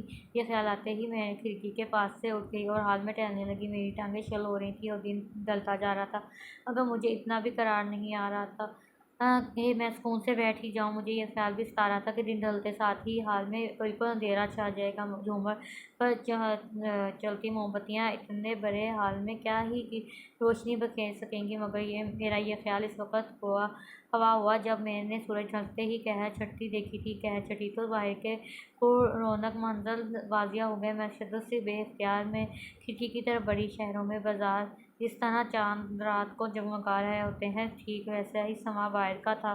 बस एक फ़र्क था, यहाँ कहीं बिजली ना थी बल्कि दीवारों पर मशालें रोशन थी। लोगों के हाथों में लालटेनें उठा रखी थी। सबके लिबास या तो बिल्कुल स्याह रंग रहे थे या स्याही माइल थे। कद किसी का 7 फुट से कम न था। सबके रंग बेहद सफ़ेद थे जो नीम अंधेरे में भी जगमगा रहे थे, और चेहरे बिल्कुल सपाट थे। आते जाते कोई मुझे खिड़की में खड़े दिखता तो एक सरसरी सी नज़र डालता और गुजर जाता। सितारों से टमटमाता शफाफ आसमान और ठाठे मारता समुंदर भी चांद की मानिंद रोशनी में बेहद हसीन मंजर पेश कर रहा था। मैं बेखुद सी रात का ये सीन तकती रही। मुझे लगा मेरा बाहर जाना मेरे लिए नुकसानदाह नहीं होगा।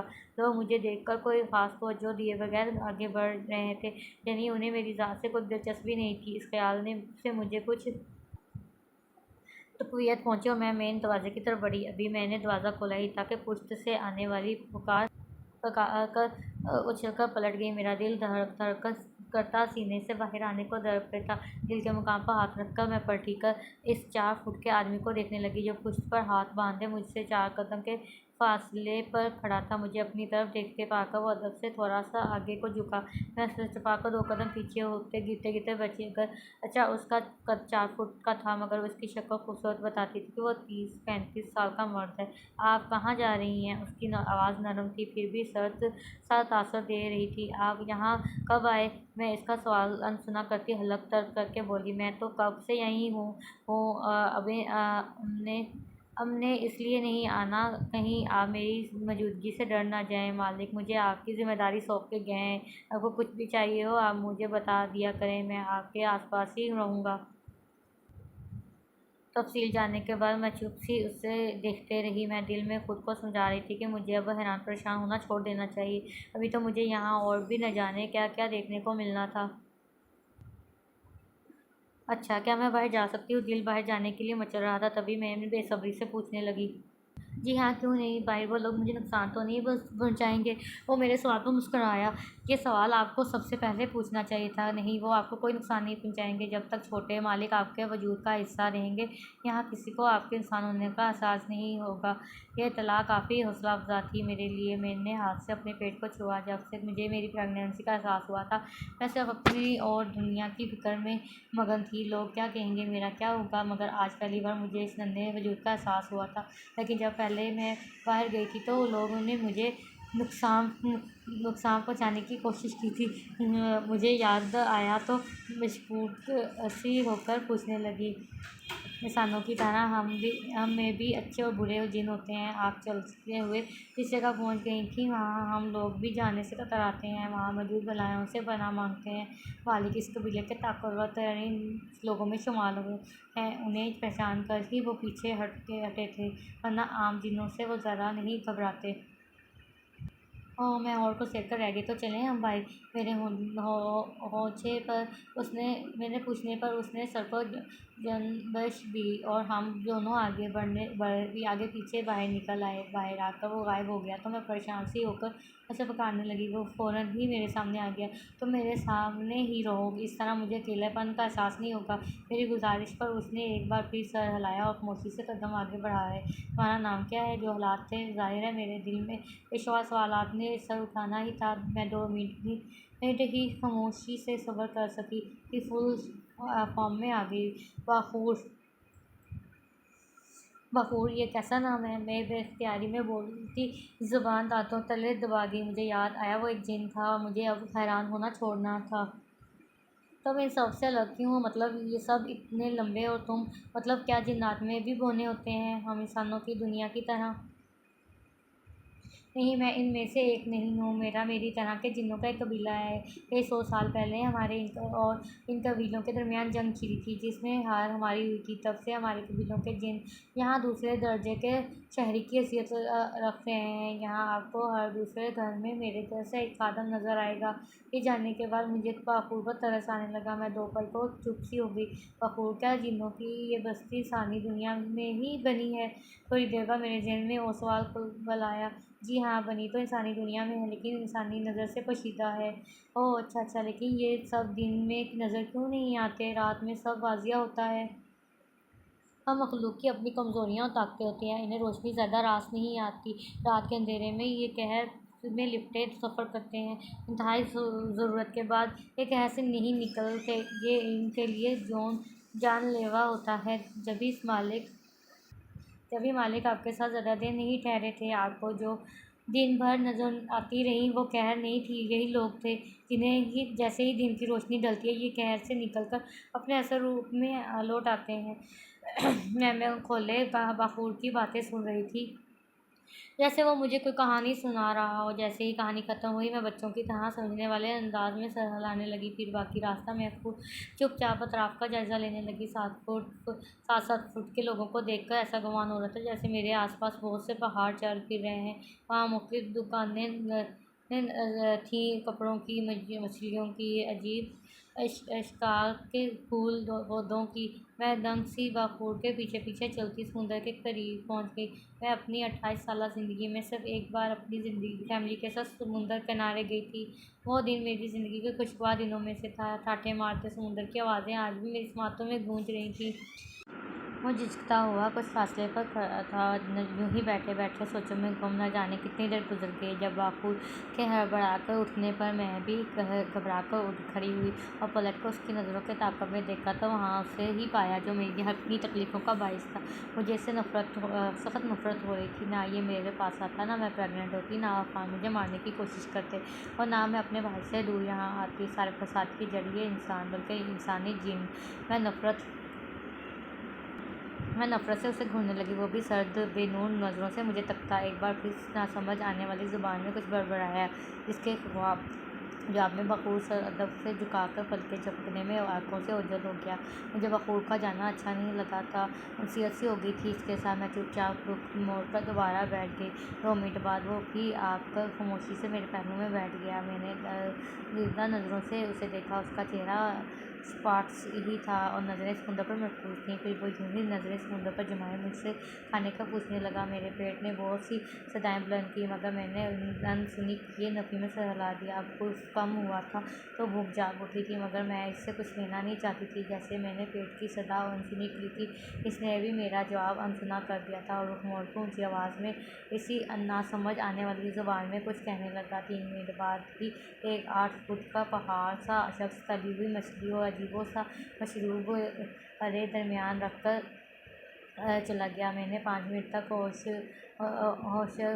खुशबू लौटाती मछली की नज़रें चुराईं लेकिन आखिर कब तक? मैं सुबह से भूखी थी। बिला आखिर अन्ना पस डाल के खाने पर टूट पड़ी। इतनी लजीज मछली और मशरूबात में ज़िंदगी में कभी नहीं चखे थे। दिल नहीं भर रहा था लेकिन पेट फिर भर चुका था। जब भी हाथ खींचने पड़े। खाने से फारिग होकर मैंने सर उठाया तो वो अब भी मुझे नहीं देख रहा था। समुंदर में न जाने क्या नज़र आ रहा था उसे जो नज़रें नहीं कर रही थी। मैंने भी उसे नज़रअंदाज करने का तासर दिया और उठकर दोबारा इस जगह का जायज़ा लेने लगी। मैं महसूस कर सकती थी वो मेरे पीछे ही था लेकिन कुछ कह नहीं रहा था। मैंने जहन को फ़िलहाल इस पर ध्यान देने से बात रखने की ताकीद की और कदमों की रफ्तार तेज़ कर ली। यहाँ तक बहुत सारे खंडर नुमा बुलंदो बाला महल बने थे जो अंदर से भी वैसे ही होने की उम्मीद थी जहाँ मैं रह रही थी। बिलाखिर को वो इतने लंबे चौड़े थे, घर इतने ऊंचे होने ही थे। एकदम मुझे कोई ख्याल आया। मैं खुद को उससे मुखातिब होने से रोक न सकी। तुम यहाँ सबकी तरह इतने लंबे क्यों नहीं हो? अगरचे सवाल बेख्तियारी में ज़ुबान से फिसला था लेकिन आवाज़ मेरी सर्द ही रही।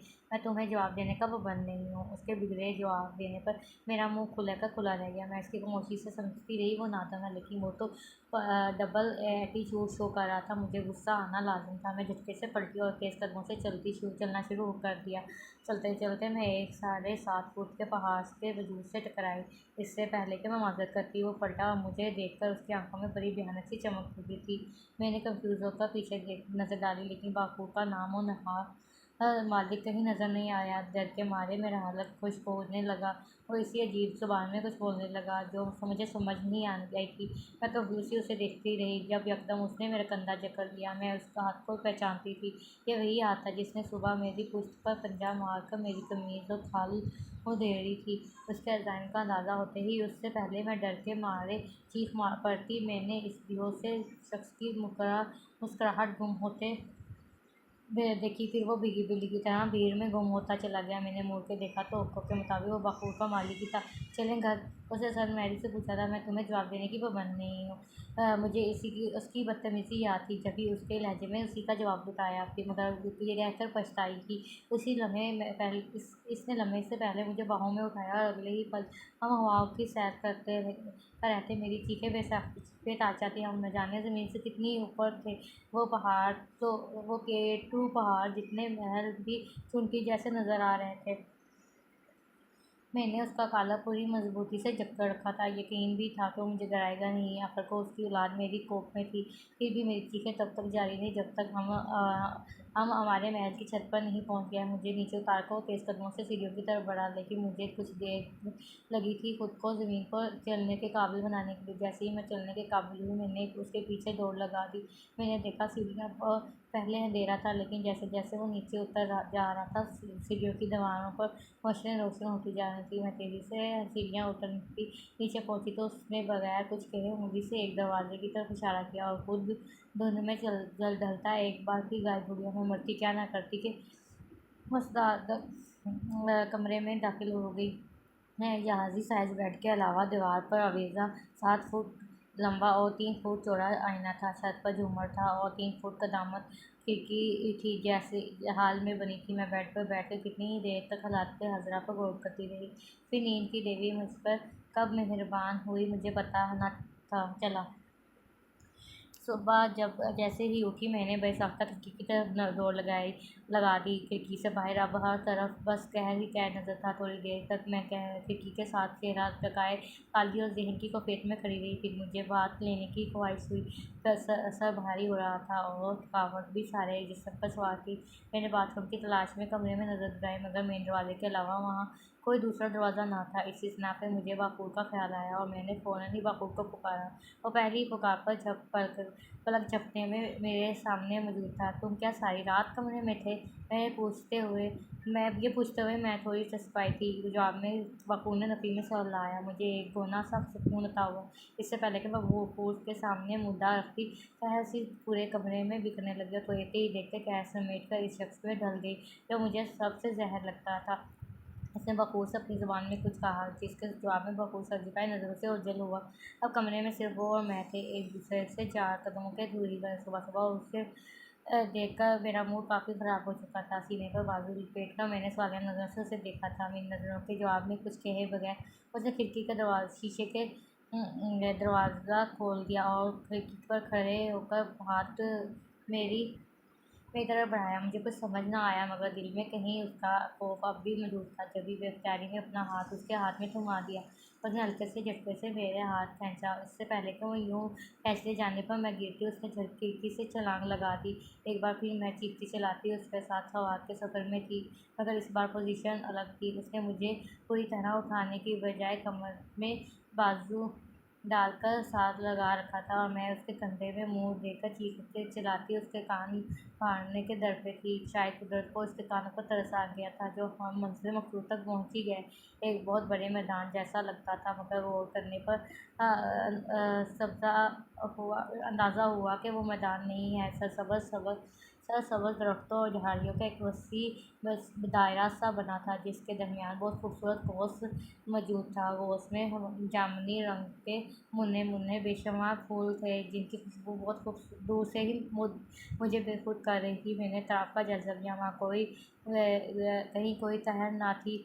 दायरे के अंदर सब कुछ बिल्कुल शफ़ाफ नज़र आ रहा था, यानी किसी तीसरे की मौजूदगी का एहसास नहीं था। मैंने हर तरफ का जायज़ा लेकर सारियाँ नज़रें उस पर डाली, मगर वो मेरी तरफ मुतवज्जो नहीं था। कोकरू बैठा घोंस के पानी में हाथ चला रहा था, बहुत आहिस्ता से, बहुत मोहब्बत से। इस वक्त वो बड़ा मासूम लग रहा था। मैं तहरीर सी उसका अनोखा सा रूप देखती रह गई। वो मांगर उसने मेरी तरफ चेहरा घुमाया, मुझे इसमें गुस्ल करने के लिए कहा। मैं कंफ्यूज होकर उसे तकने लगी। तुम मेरे दिल की बात भी जान सकते हो क्या? मेरी आवाज़ लड़खड़ा रही थी। ज़ाहिर है कोई आपके दिल की बात भी जान जाए तो ये परेशानी की बात तो थी ना। हाँ, मैं जान सकता हूँ, हम दोनों मेरी औलाद की वजह से कनेक्टेड हैं। कि तुम मेरी औलाद क्या लगा रखते हो? मैं भी तो माँ हूँ उसकी। मैं रूठेपन से बोली तो मुझे लगा वो मुस्कुराया है, मगर चेहरा उसका बेतासर ही था। मैंने सोचा शायद मेरी नज़र का धोखा होगा।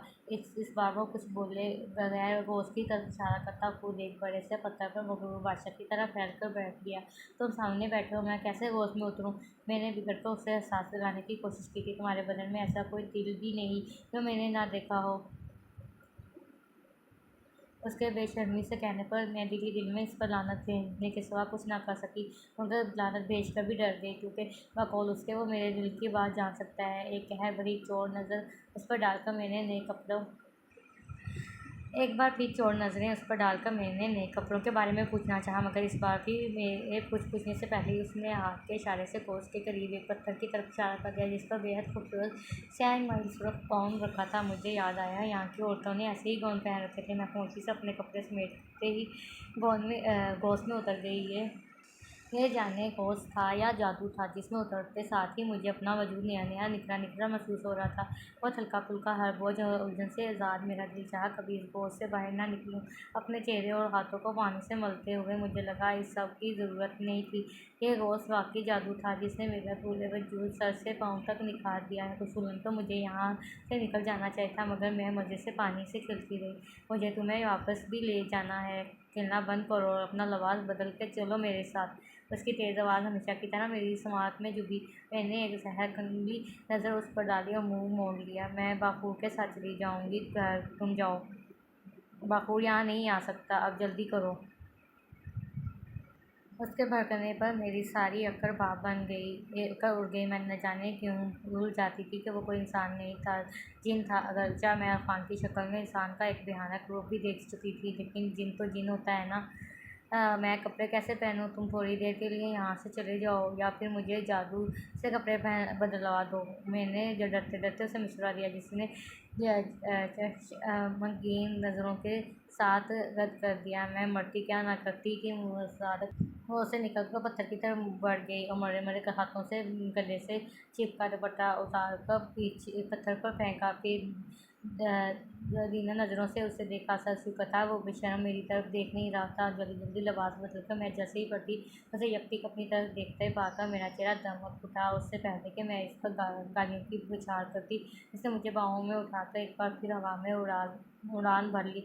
इस बार मैंने अपनी चीखों पर कंट्रोल रखा, मगर बेबसी के एहसास से मेरी आंखें नम हो गई थी। मुझे खिड़की से ही मेरे कमरे में उतार कर वो खिड़की बंद कर चुका था। मैं बुत बनी उसे तकती रही, जो धीरे धीरे कहर में ढलता जा रहा था। अब तुम्हें जो भी चाहिए हो बखूर से कहना, मैं रात को लौटूंगा। मुकम्मल उस कहर में ढल कर गायब होने से पहले ये आखिरी बात उसने कही थी। मैं इस वक्त इससे इतनी खफा थी कि कोई जवाब भी ना दिया और ना भूख के बावजूद बखूर को बुलाया। मैं थोड़ी देर तनहा रहकर करना चाहती थी। काफ़ी देर करने के बाद जब पेट भूख से गड़गड़ करने लगा, तो मैंने बखूर को पुकार ही दिया। वो हर बार की तरह पहली पुकार पर हाजिर हुआ। मुझे देखकर ज़रा हैरान हुआ। फिर मैंने उसकी आंखों में साइज उभरी देखी थी। आप इस लिबास में बहुत अच्छी लग रही हैं। थैंक यू चीनी चीनी चिपी चिपी इतना ही कह सकी मेरी ख्वाहिश पर उसने पलक झपकने में बेहतरीन नाश्ते का इंतज़ाम किया। मैंने नाश्ता करने के बाद बखूबी इजाज़त लेकर चला गया तो मैं आईने में खुद को तकने लगी। इस गाउन में मैं वाकई बहुत हसीन लग रही थी। कुछ बोस के पानी का भी कमाल था। मैंने उन्हें जामुनी फूलों की खुशबू फूट रही थी। करने को मेरे पास कुछ ना था, सो अपनी ज़िंदगी में अचानक दर आने वाली हैरत अंगेज़ मोड़ को सोचती रही। कभी ख्यालों का रुख मनान की तरफ मुड़ जाता तो दिल दुख से भर जाता। न जाने मुन्ना किस हाल में था। मुस्तकबिल मुन्ने के बारे में सोचने के नतीजे में मेरा दिल तकलीफ से भर गया। रात को जो ही वो मेरे सामने आया, मैं रोने हुए उसके सामने हाथ जोड़ दिए। मुझे एक बार मेरे भाई को देखने दो, वो किस हाल में है, सिर्फ एक बार प्लीज़।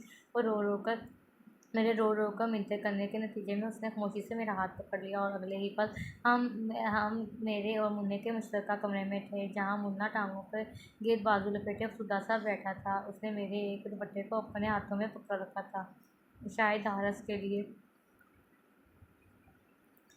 मेरा दिल खट के रह गया। मैंने बेख्तियारी में मुन्ने को पुकारा, फिर उसने सुना नहीं। मगर उसने सुना नहीं।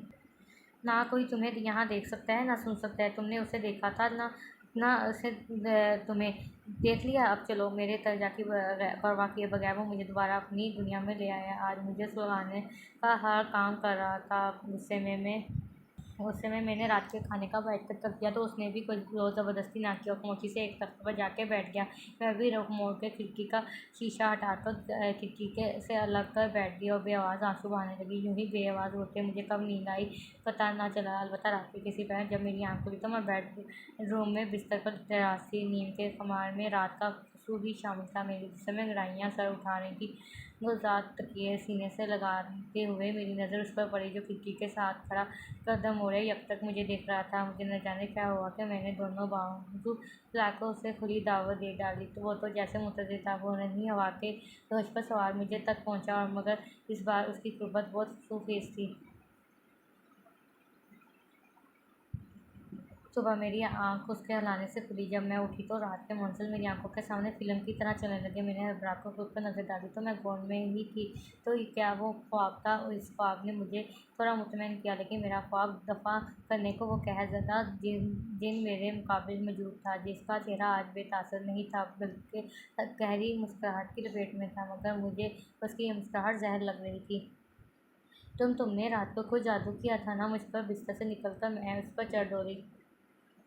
अपनी ख्वाहिश का इल्ज़ाम मेरे जादू पर मत डालो। वो मेरे चीखने के बावजूद आज गुस्सा नहीं हुआ था, बल्कि प्यार से पुचकारा था। मैं ऐसी उल्टी सीधी ख्वाहिश क्यों करने लगी। मैं नज़रें चुरा कर फनकारी। हमारी औलाद की वजह से हम एक दूसरे से ढलते जा रहे हैं मंशा। मैं जब जब तुम्हारे करीब आता जाता हूँ, मुझ में कहर से निकलकर इस रूप में रहने की ताकत बढ़ जाती है। वैसे भी तुम्हें भी मेरे बहुत सी खुशियाँ जो पकड़ती जा रही हैं, जो धीरे धीरे तुम पर आश्कार होती जाएंगी। बहुत जल्द तुम मेरे साथ या मेरे बगैर भी हवा में तैर सकोगी। उसने जैसे मुझे खुशखबरी सुनाई थी। ये मेरे सवाल का जवाब नहीं है। तुमने दोबारा मुझे छूने की हिम्मत कैसे की? मैं भीगी आवाज़ में चीखी। उसका मुस्कुराता चेहरा एकदम सपाट हुआ। लेकिन आज मैं डरी नहीं।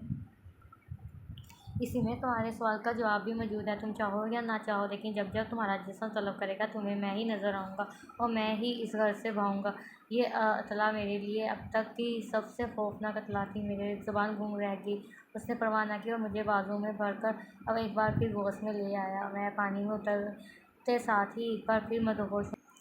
आज मैंने खुद को बेखुद न होने दिया और इस रज़ा के अपनी तरफ देखने की परवाह किए बगैर पाक होने की कोशिश करने लगी। मगर ये दोस्त मुझे बार बार नीम गनूदगी में ले जाता। खुशबू मुझे ऐसा सरूर देती कि बाकी बार बार टूट जाती, और यूँ लाख कोशिश के बावजूद मैं पाक होने बगैर रोती हुई गोद से बाहर निकल आई। जहाँ पत्थर पर आज भी एक नया गोंद मौजूद था, जो आज मुझे बिल्कुल अच्छा नहीं लग रहा था। हमारे बांधे मैंने लिबास बदला तो वो मुझे दोबारा उठाकर मेरे कमरे में ले आया। फिर वो मुझे अपने सामने नाश्ता करवाने के बाद चला गया और मैंने बकू को भी ना बुलाया।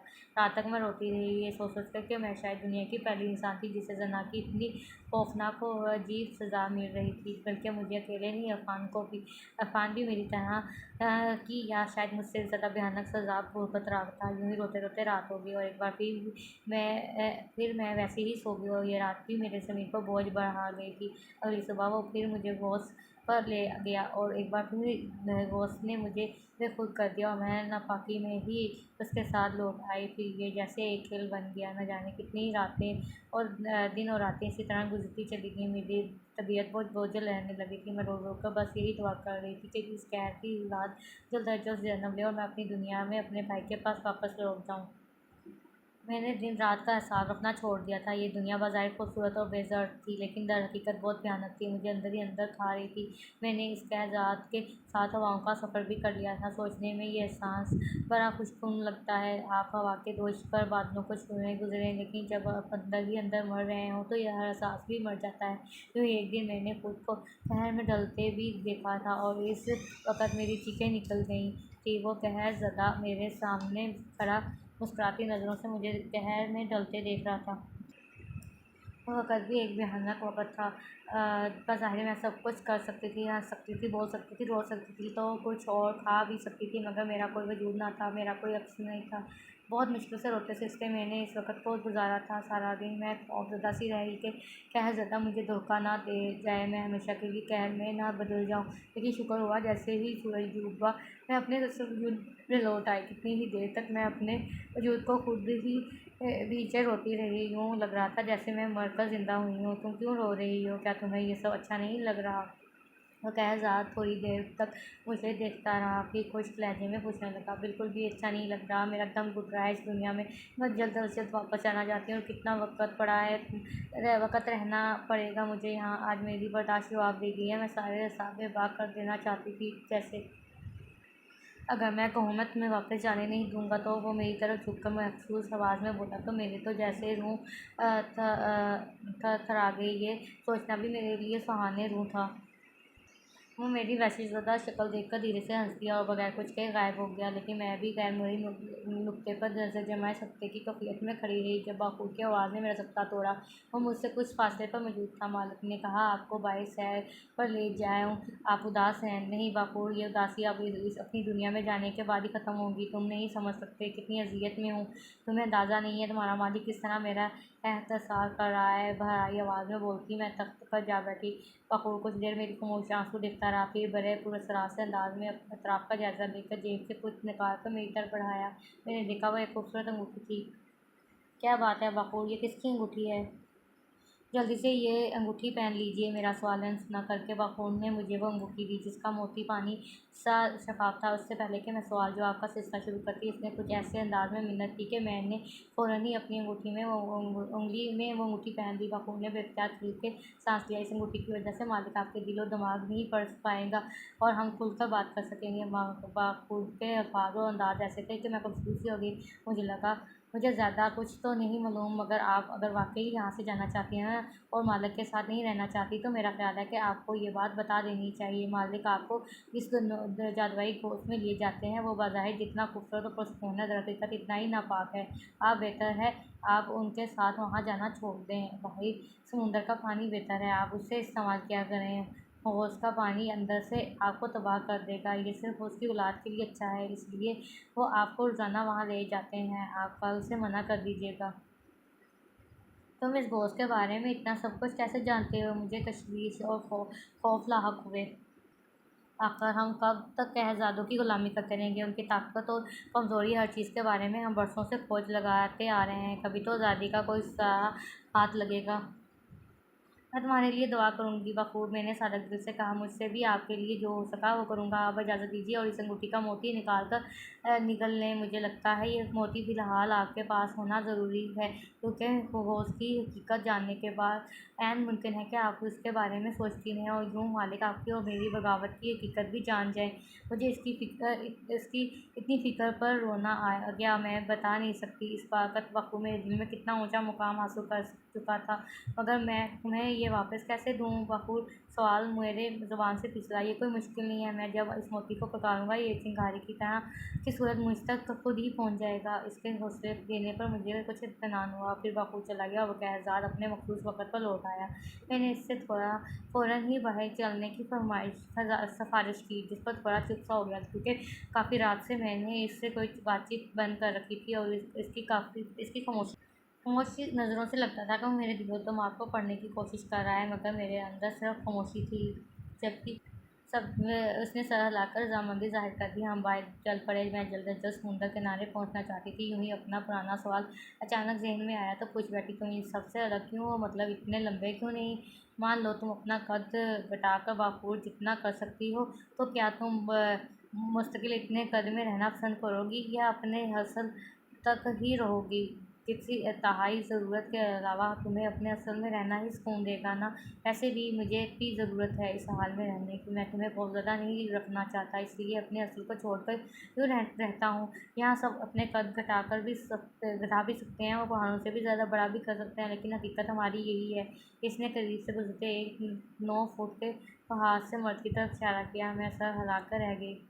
खैर, चलते चलते हम समुद्र किनारे पहुंच गए। मैं फ़ौरन ही पानी के करीब होकर बैठ गई। पानी की लहरें मेरे पाँव को छूने लगीं। कहरज़ाद मुझसे थोड़े फासले पर था और किसी और कहरज़ाद से अपनी ज़ुबान में कुछ बात कर रहा था। उम्मीद यही थी कि मेरे लिए कुछ खाने पीने का लाने को कह रहा था। इसने मैंने इससे नज़र बचाकर वज़ू करने की कोशिश की, लेकिन मेरे अंदर अजीब सी चिंगारी जलने लगी।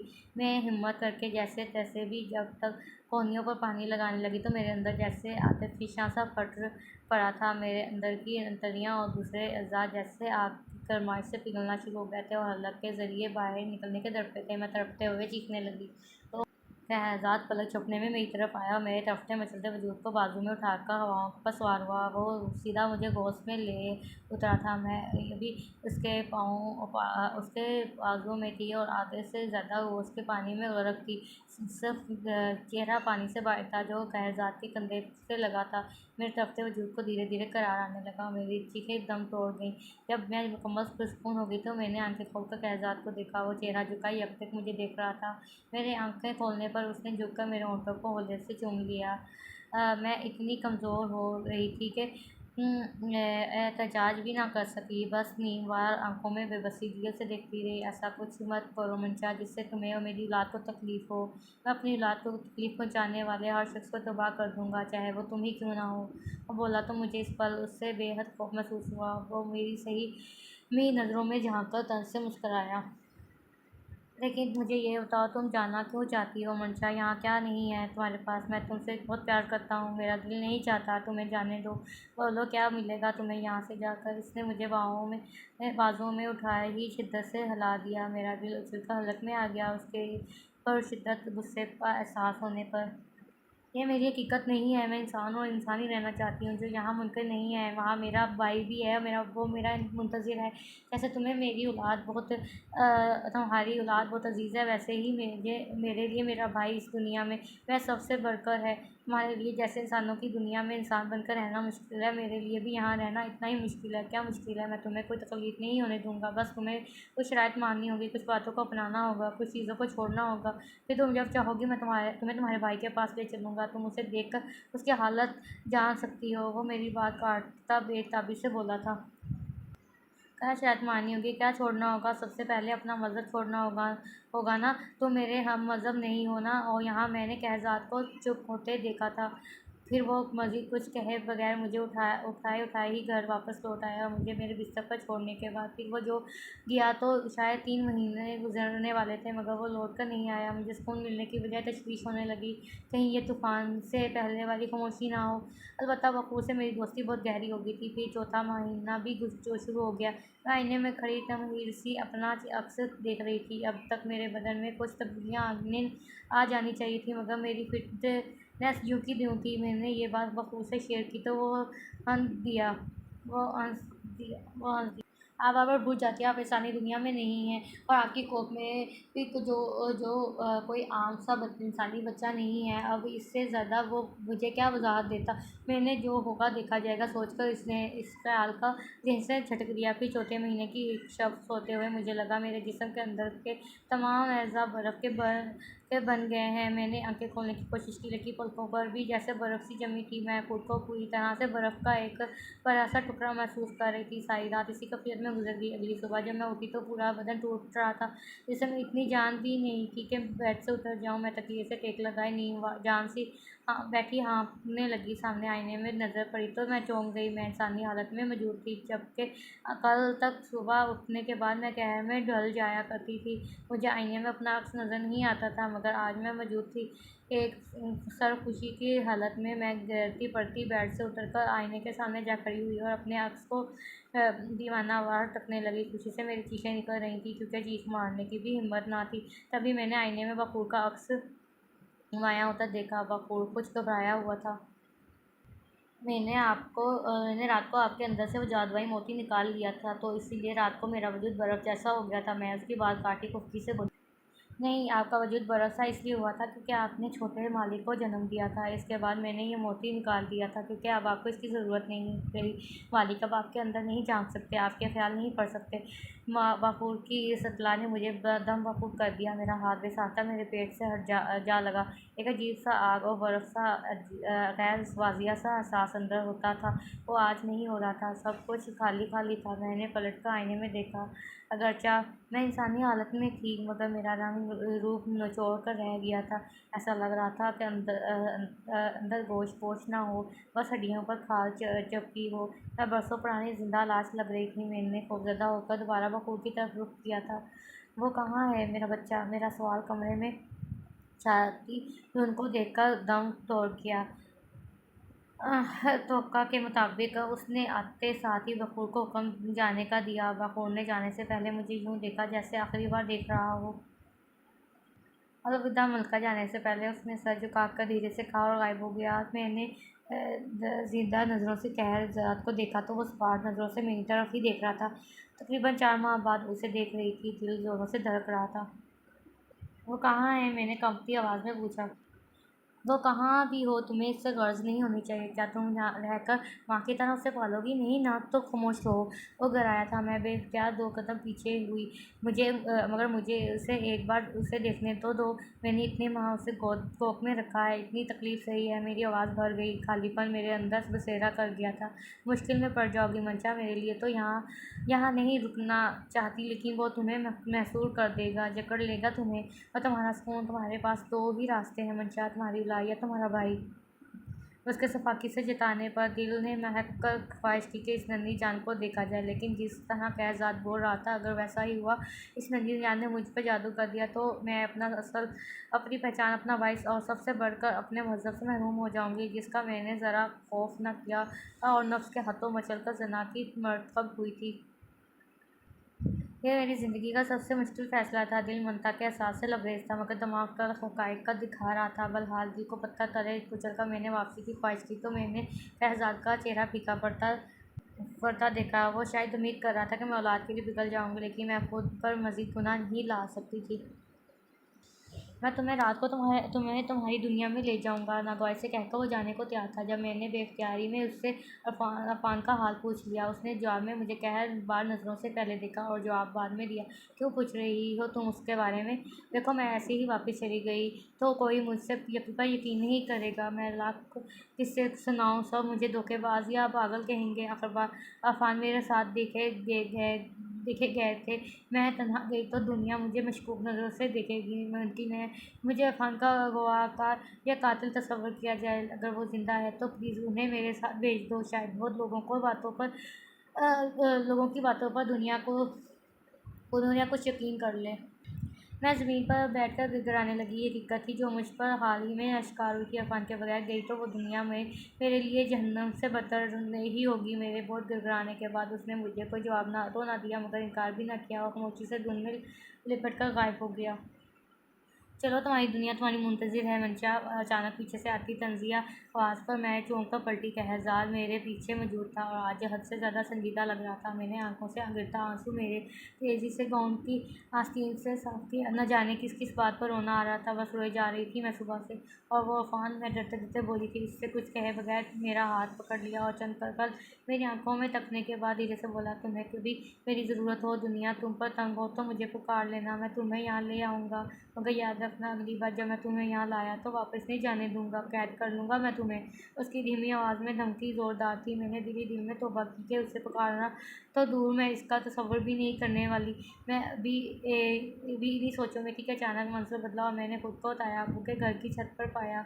मैंने बेख्तियार कहरज़ाद से हाथ छुड़ाया और दीवानावार छत का जायज़ा लेने लगी और बिलाशुबा ताया अब्बू की ही छत थी।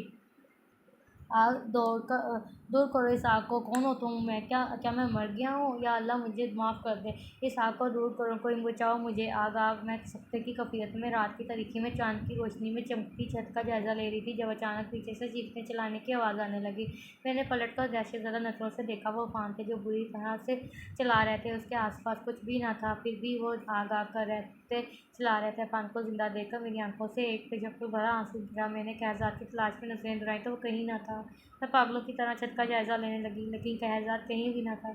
यकबारगी छत की सीढ़ियों पर शोर सुनाई दिया। फिर छत की सीढ़ियों की लाइट ओपन हुई। फिर ऊपर का दरवाज़ा खुला और बरियान और शहान भाई हथियारों से लैस नमूदार हो गए। ज़ाहिर रात के इस पहर छत और तूफ़ान के चलाने की आवाज़ों ने उन पर अच्छा तासुर तो ना छोड़ा होगा, लेकिन ऊपर आने के बाद हम दोनों को अजीबो-गरीब हालत में पाकर वो दम बख़ुद रह गए। 2 मिनट बाद ताया अब्बू भी ऊपर आ गए। इनकी हालत भी बुरहान और शहान की हालत से अलग न थी। काले गाउन में हड्डियों का ढांचा बनी मैं और हनूज़ आग चलाते अफ़ान थी। मैंने धुंधलाई नज़रों से शहान भाई को अपनी तरफ बढ़ते देखा। वो कुछ पूछ रहे थे, मगर मुझे सुनाई नहीं दिया और उसके साथ ही मेरी हिम्मत जवाब दे गई और मैं लहराकर ज़मीन पर गिरने लगी, मगर किसी ने मुझे थाम दिया, शायद शहान भाई ने।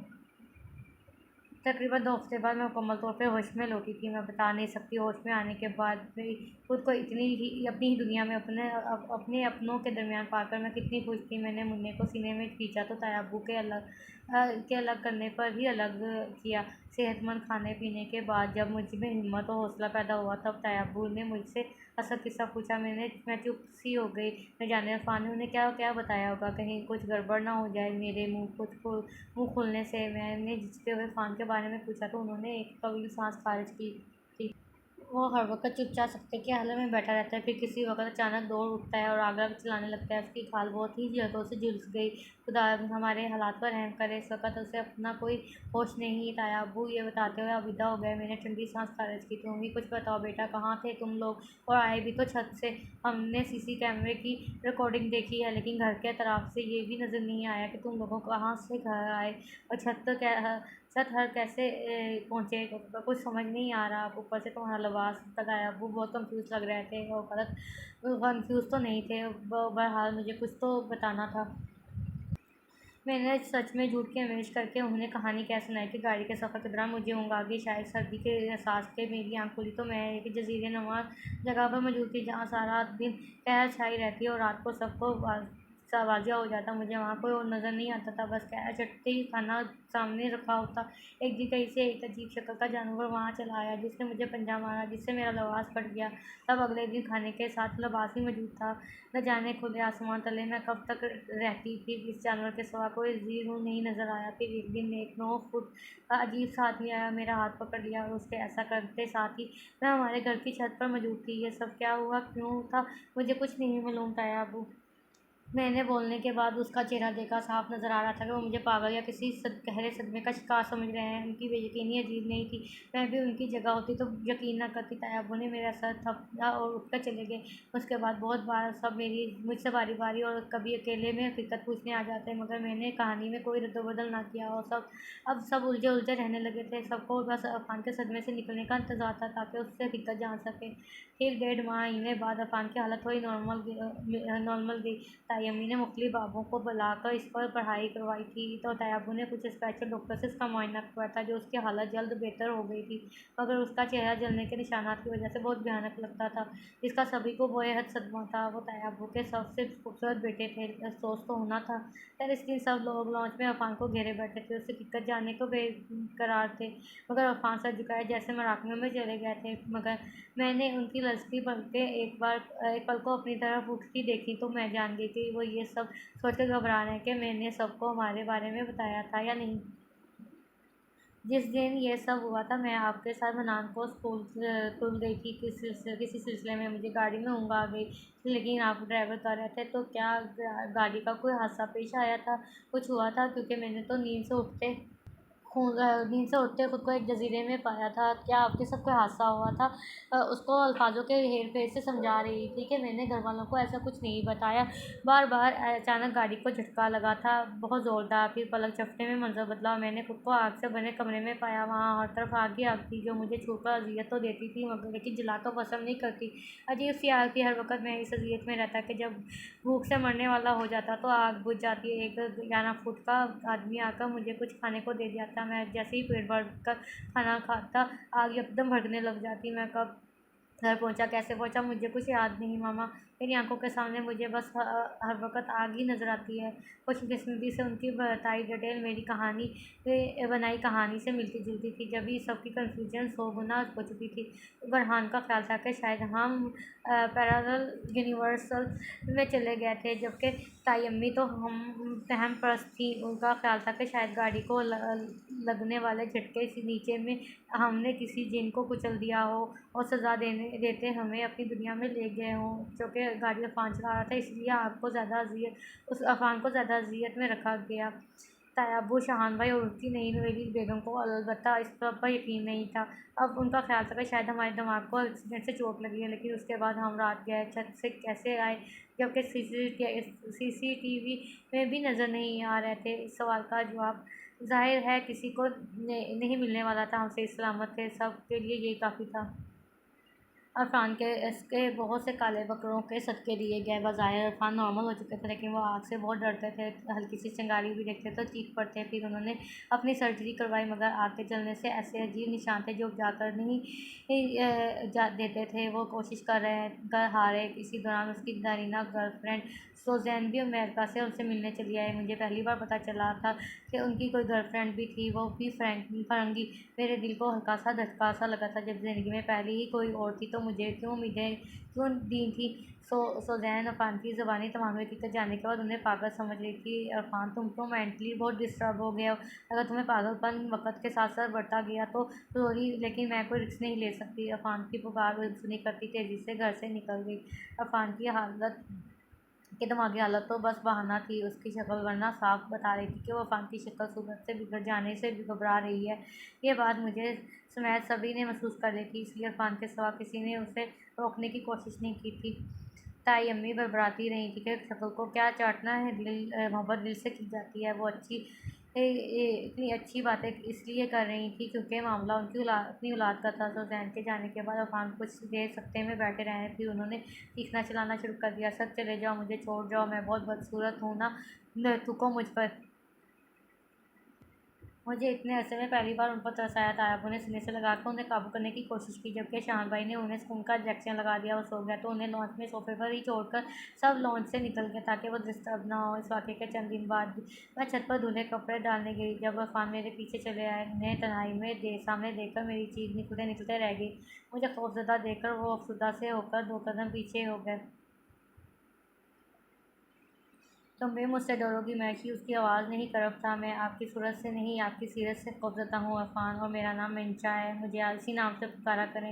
हिम्मत करके मैंने बेतासिर लहजे में जवाब दिया और काम में लग गई, लेकिन उन्होंने मेरा हाथ थाम कर घुटने ज़मीन पर टेक दिए। मैं इन्हीं यूँ घुटनों के बल अपने मुकाबले गड़गड़ाते देखकर बौखला गई। फिर वो ऊँची आवाज़ में रो कर मुझे यकीन दिलाने लगे। वो पहले जैसे नहीं रहे। उनके इस कदर माफ़ी माँगने पर मेरा दिल कुछ पिघल गया और मैंने उन्हें माफ़ कर दिया। मंशा, हमारा बच्चा क्या हुआ उसका? अचानक ही उन्होंने बेताबी से पूछा तो मेरे दिल में एक होल सी उठी। नहीं, मुझे नहीं पता। शायद मुझे गलतफ़हमी हुई थी क्योंकि वहाँ मुझे कभी ये एहसास नहीं हुआ कि मैं प्रेग्नेंट हूँ, और ना घर लौटने के बाद कभी महसूस हुआ। गलतफ़हमी हुई होगी। मैं नज़रें चुरा कर भीगी आवाज़ में बोली। तो क्या प्रेगनेंसी की खबर डॉक्टर से कंफर्म नहीं करवाई थी, इसलिए इरफान ने इस झूठ पर यकीन कर लिया। मैं कौन सा 10 बच्चों की माँ थी, पहली बार था। गलतफहमी हो गई होगी। इसके बाद उन्होंने मुझे शादी की ऑफ़र की। अब मेरे दिल में उनकी मोहब्बत तो मर चुकी थी, मगर मैं ये जानती थी कि मैं इसके सिवा किसी और के काबिल भी नहीं रही हूँ। मैंने ना हाँ में जवाब दिया ना ना में, जिस पर वो भी मुझे जल्द जवाब देने का कहकर चली गई थी। 2 दिन बाद ताई अम्मी मेरे पास आई और बड़े लाड से मुझे इरफान की शादी करने का ये मनाने लगी। मैं जानती थी वो वो मुझे इतने प्यार से इसलिए फोर्स कर रही हैं क्योंकि इरफान का चेहरा बिगड़ चुका था। कोई आला ख़ानदान की हसीन लड़की इरफान से अब शादी नहीं करने वाली थी। मैं गरीब ज़रूर थी मगर खूबसूरत और काबिल कबूल हद तक पढ़ी लिखी भी थी, बिल्कुल जाहिल गवार नहीं थी। सो मुझ पर इत्तेफ़ा करना ही बेहतर लगा उन्हें। अब मैंने नाचार हाँ कह दी, कह ना की गुंजाइश ना थी। इरफान और मेरा निकाह जल्द ही हो गया, बिल्कुल सादगी के साथ। मैंने इरफान को कभी उसकी बदसूरती का एहसास नहीं दिलाया जिसने उन्हें और नादम कर दिया।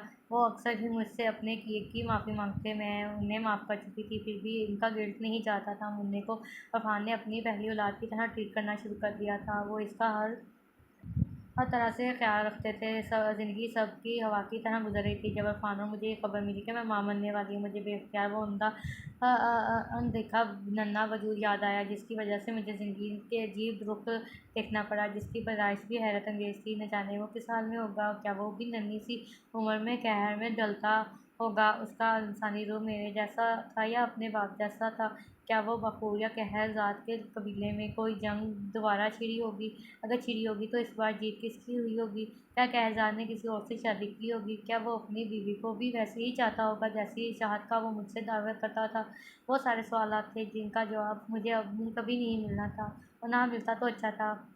गहरी सांस भरकर मैंने कहर भरी शाम पर नज़र डालकर खिड़की बंद कर ली। कहर से मुझे अब भी खौफ आता था, डर लगता था ये कहर मुझे कभी अपना अंदर कम ना कर ले। मैंने झरझरी लेकर वज़ू खाने का रुख किया। पूरी लगन और दिल से वज़ू करने के बाद मैं जाए नमाज़ पर खड़ी हो गई। मैं अब अपनी पाकी का बहुत ख्याल रखती थी, कोशिश करती थी कि तसव्वुर में भी भटक ना जाऊँ। मैं अल्लाह को राज़ी करना चाहती थी, जैसे नफ्स के हाथों मैंने शायद नाराज़ कर दिया था। अल्लाह पाक ने फिर भी मुझे ज़िंदगी अपनी तमाम खुशियों समेत कबूल कर लिया था। मैं जितना शुक्र अदा करती कम था। ख़त्म हो गया नावल। बस सही था। ये जिन्नों भूतों पर तो मुझे भी यकीन है, ये बस सही था। इसलिए पता नहीं क्या राइटर्स इस तरह के नावल क्यों लिखती हैं जो हकीकत से बहुत बहुत बहुत दूर होते हैं। खैर जो भी है, हर इंसान की अपनी मर्ज़ी है। और चलें अब नेक्स्ट वीडियो में नेक्स्ट नावल के साथ मिलेंगे। तब तक के लिए अपना ख्याल रखिएगा। अल्लाह हाफ़िज़। और हाँ, चैनल को भी सब्सक्राइब करना है, बेल आइकन के बटन को भी प्रेस करना है, और वीडियो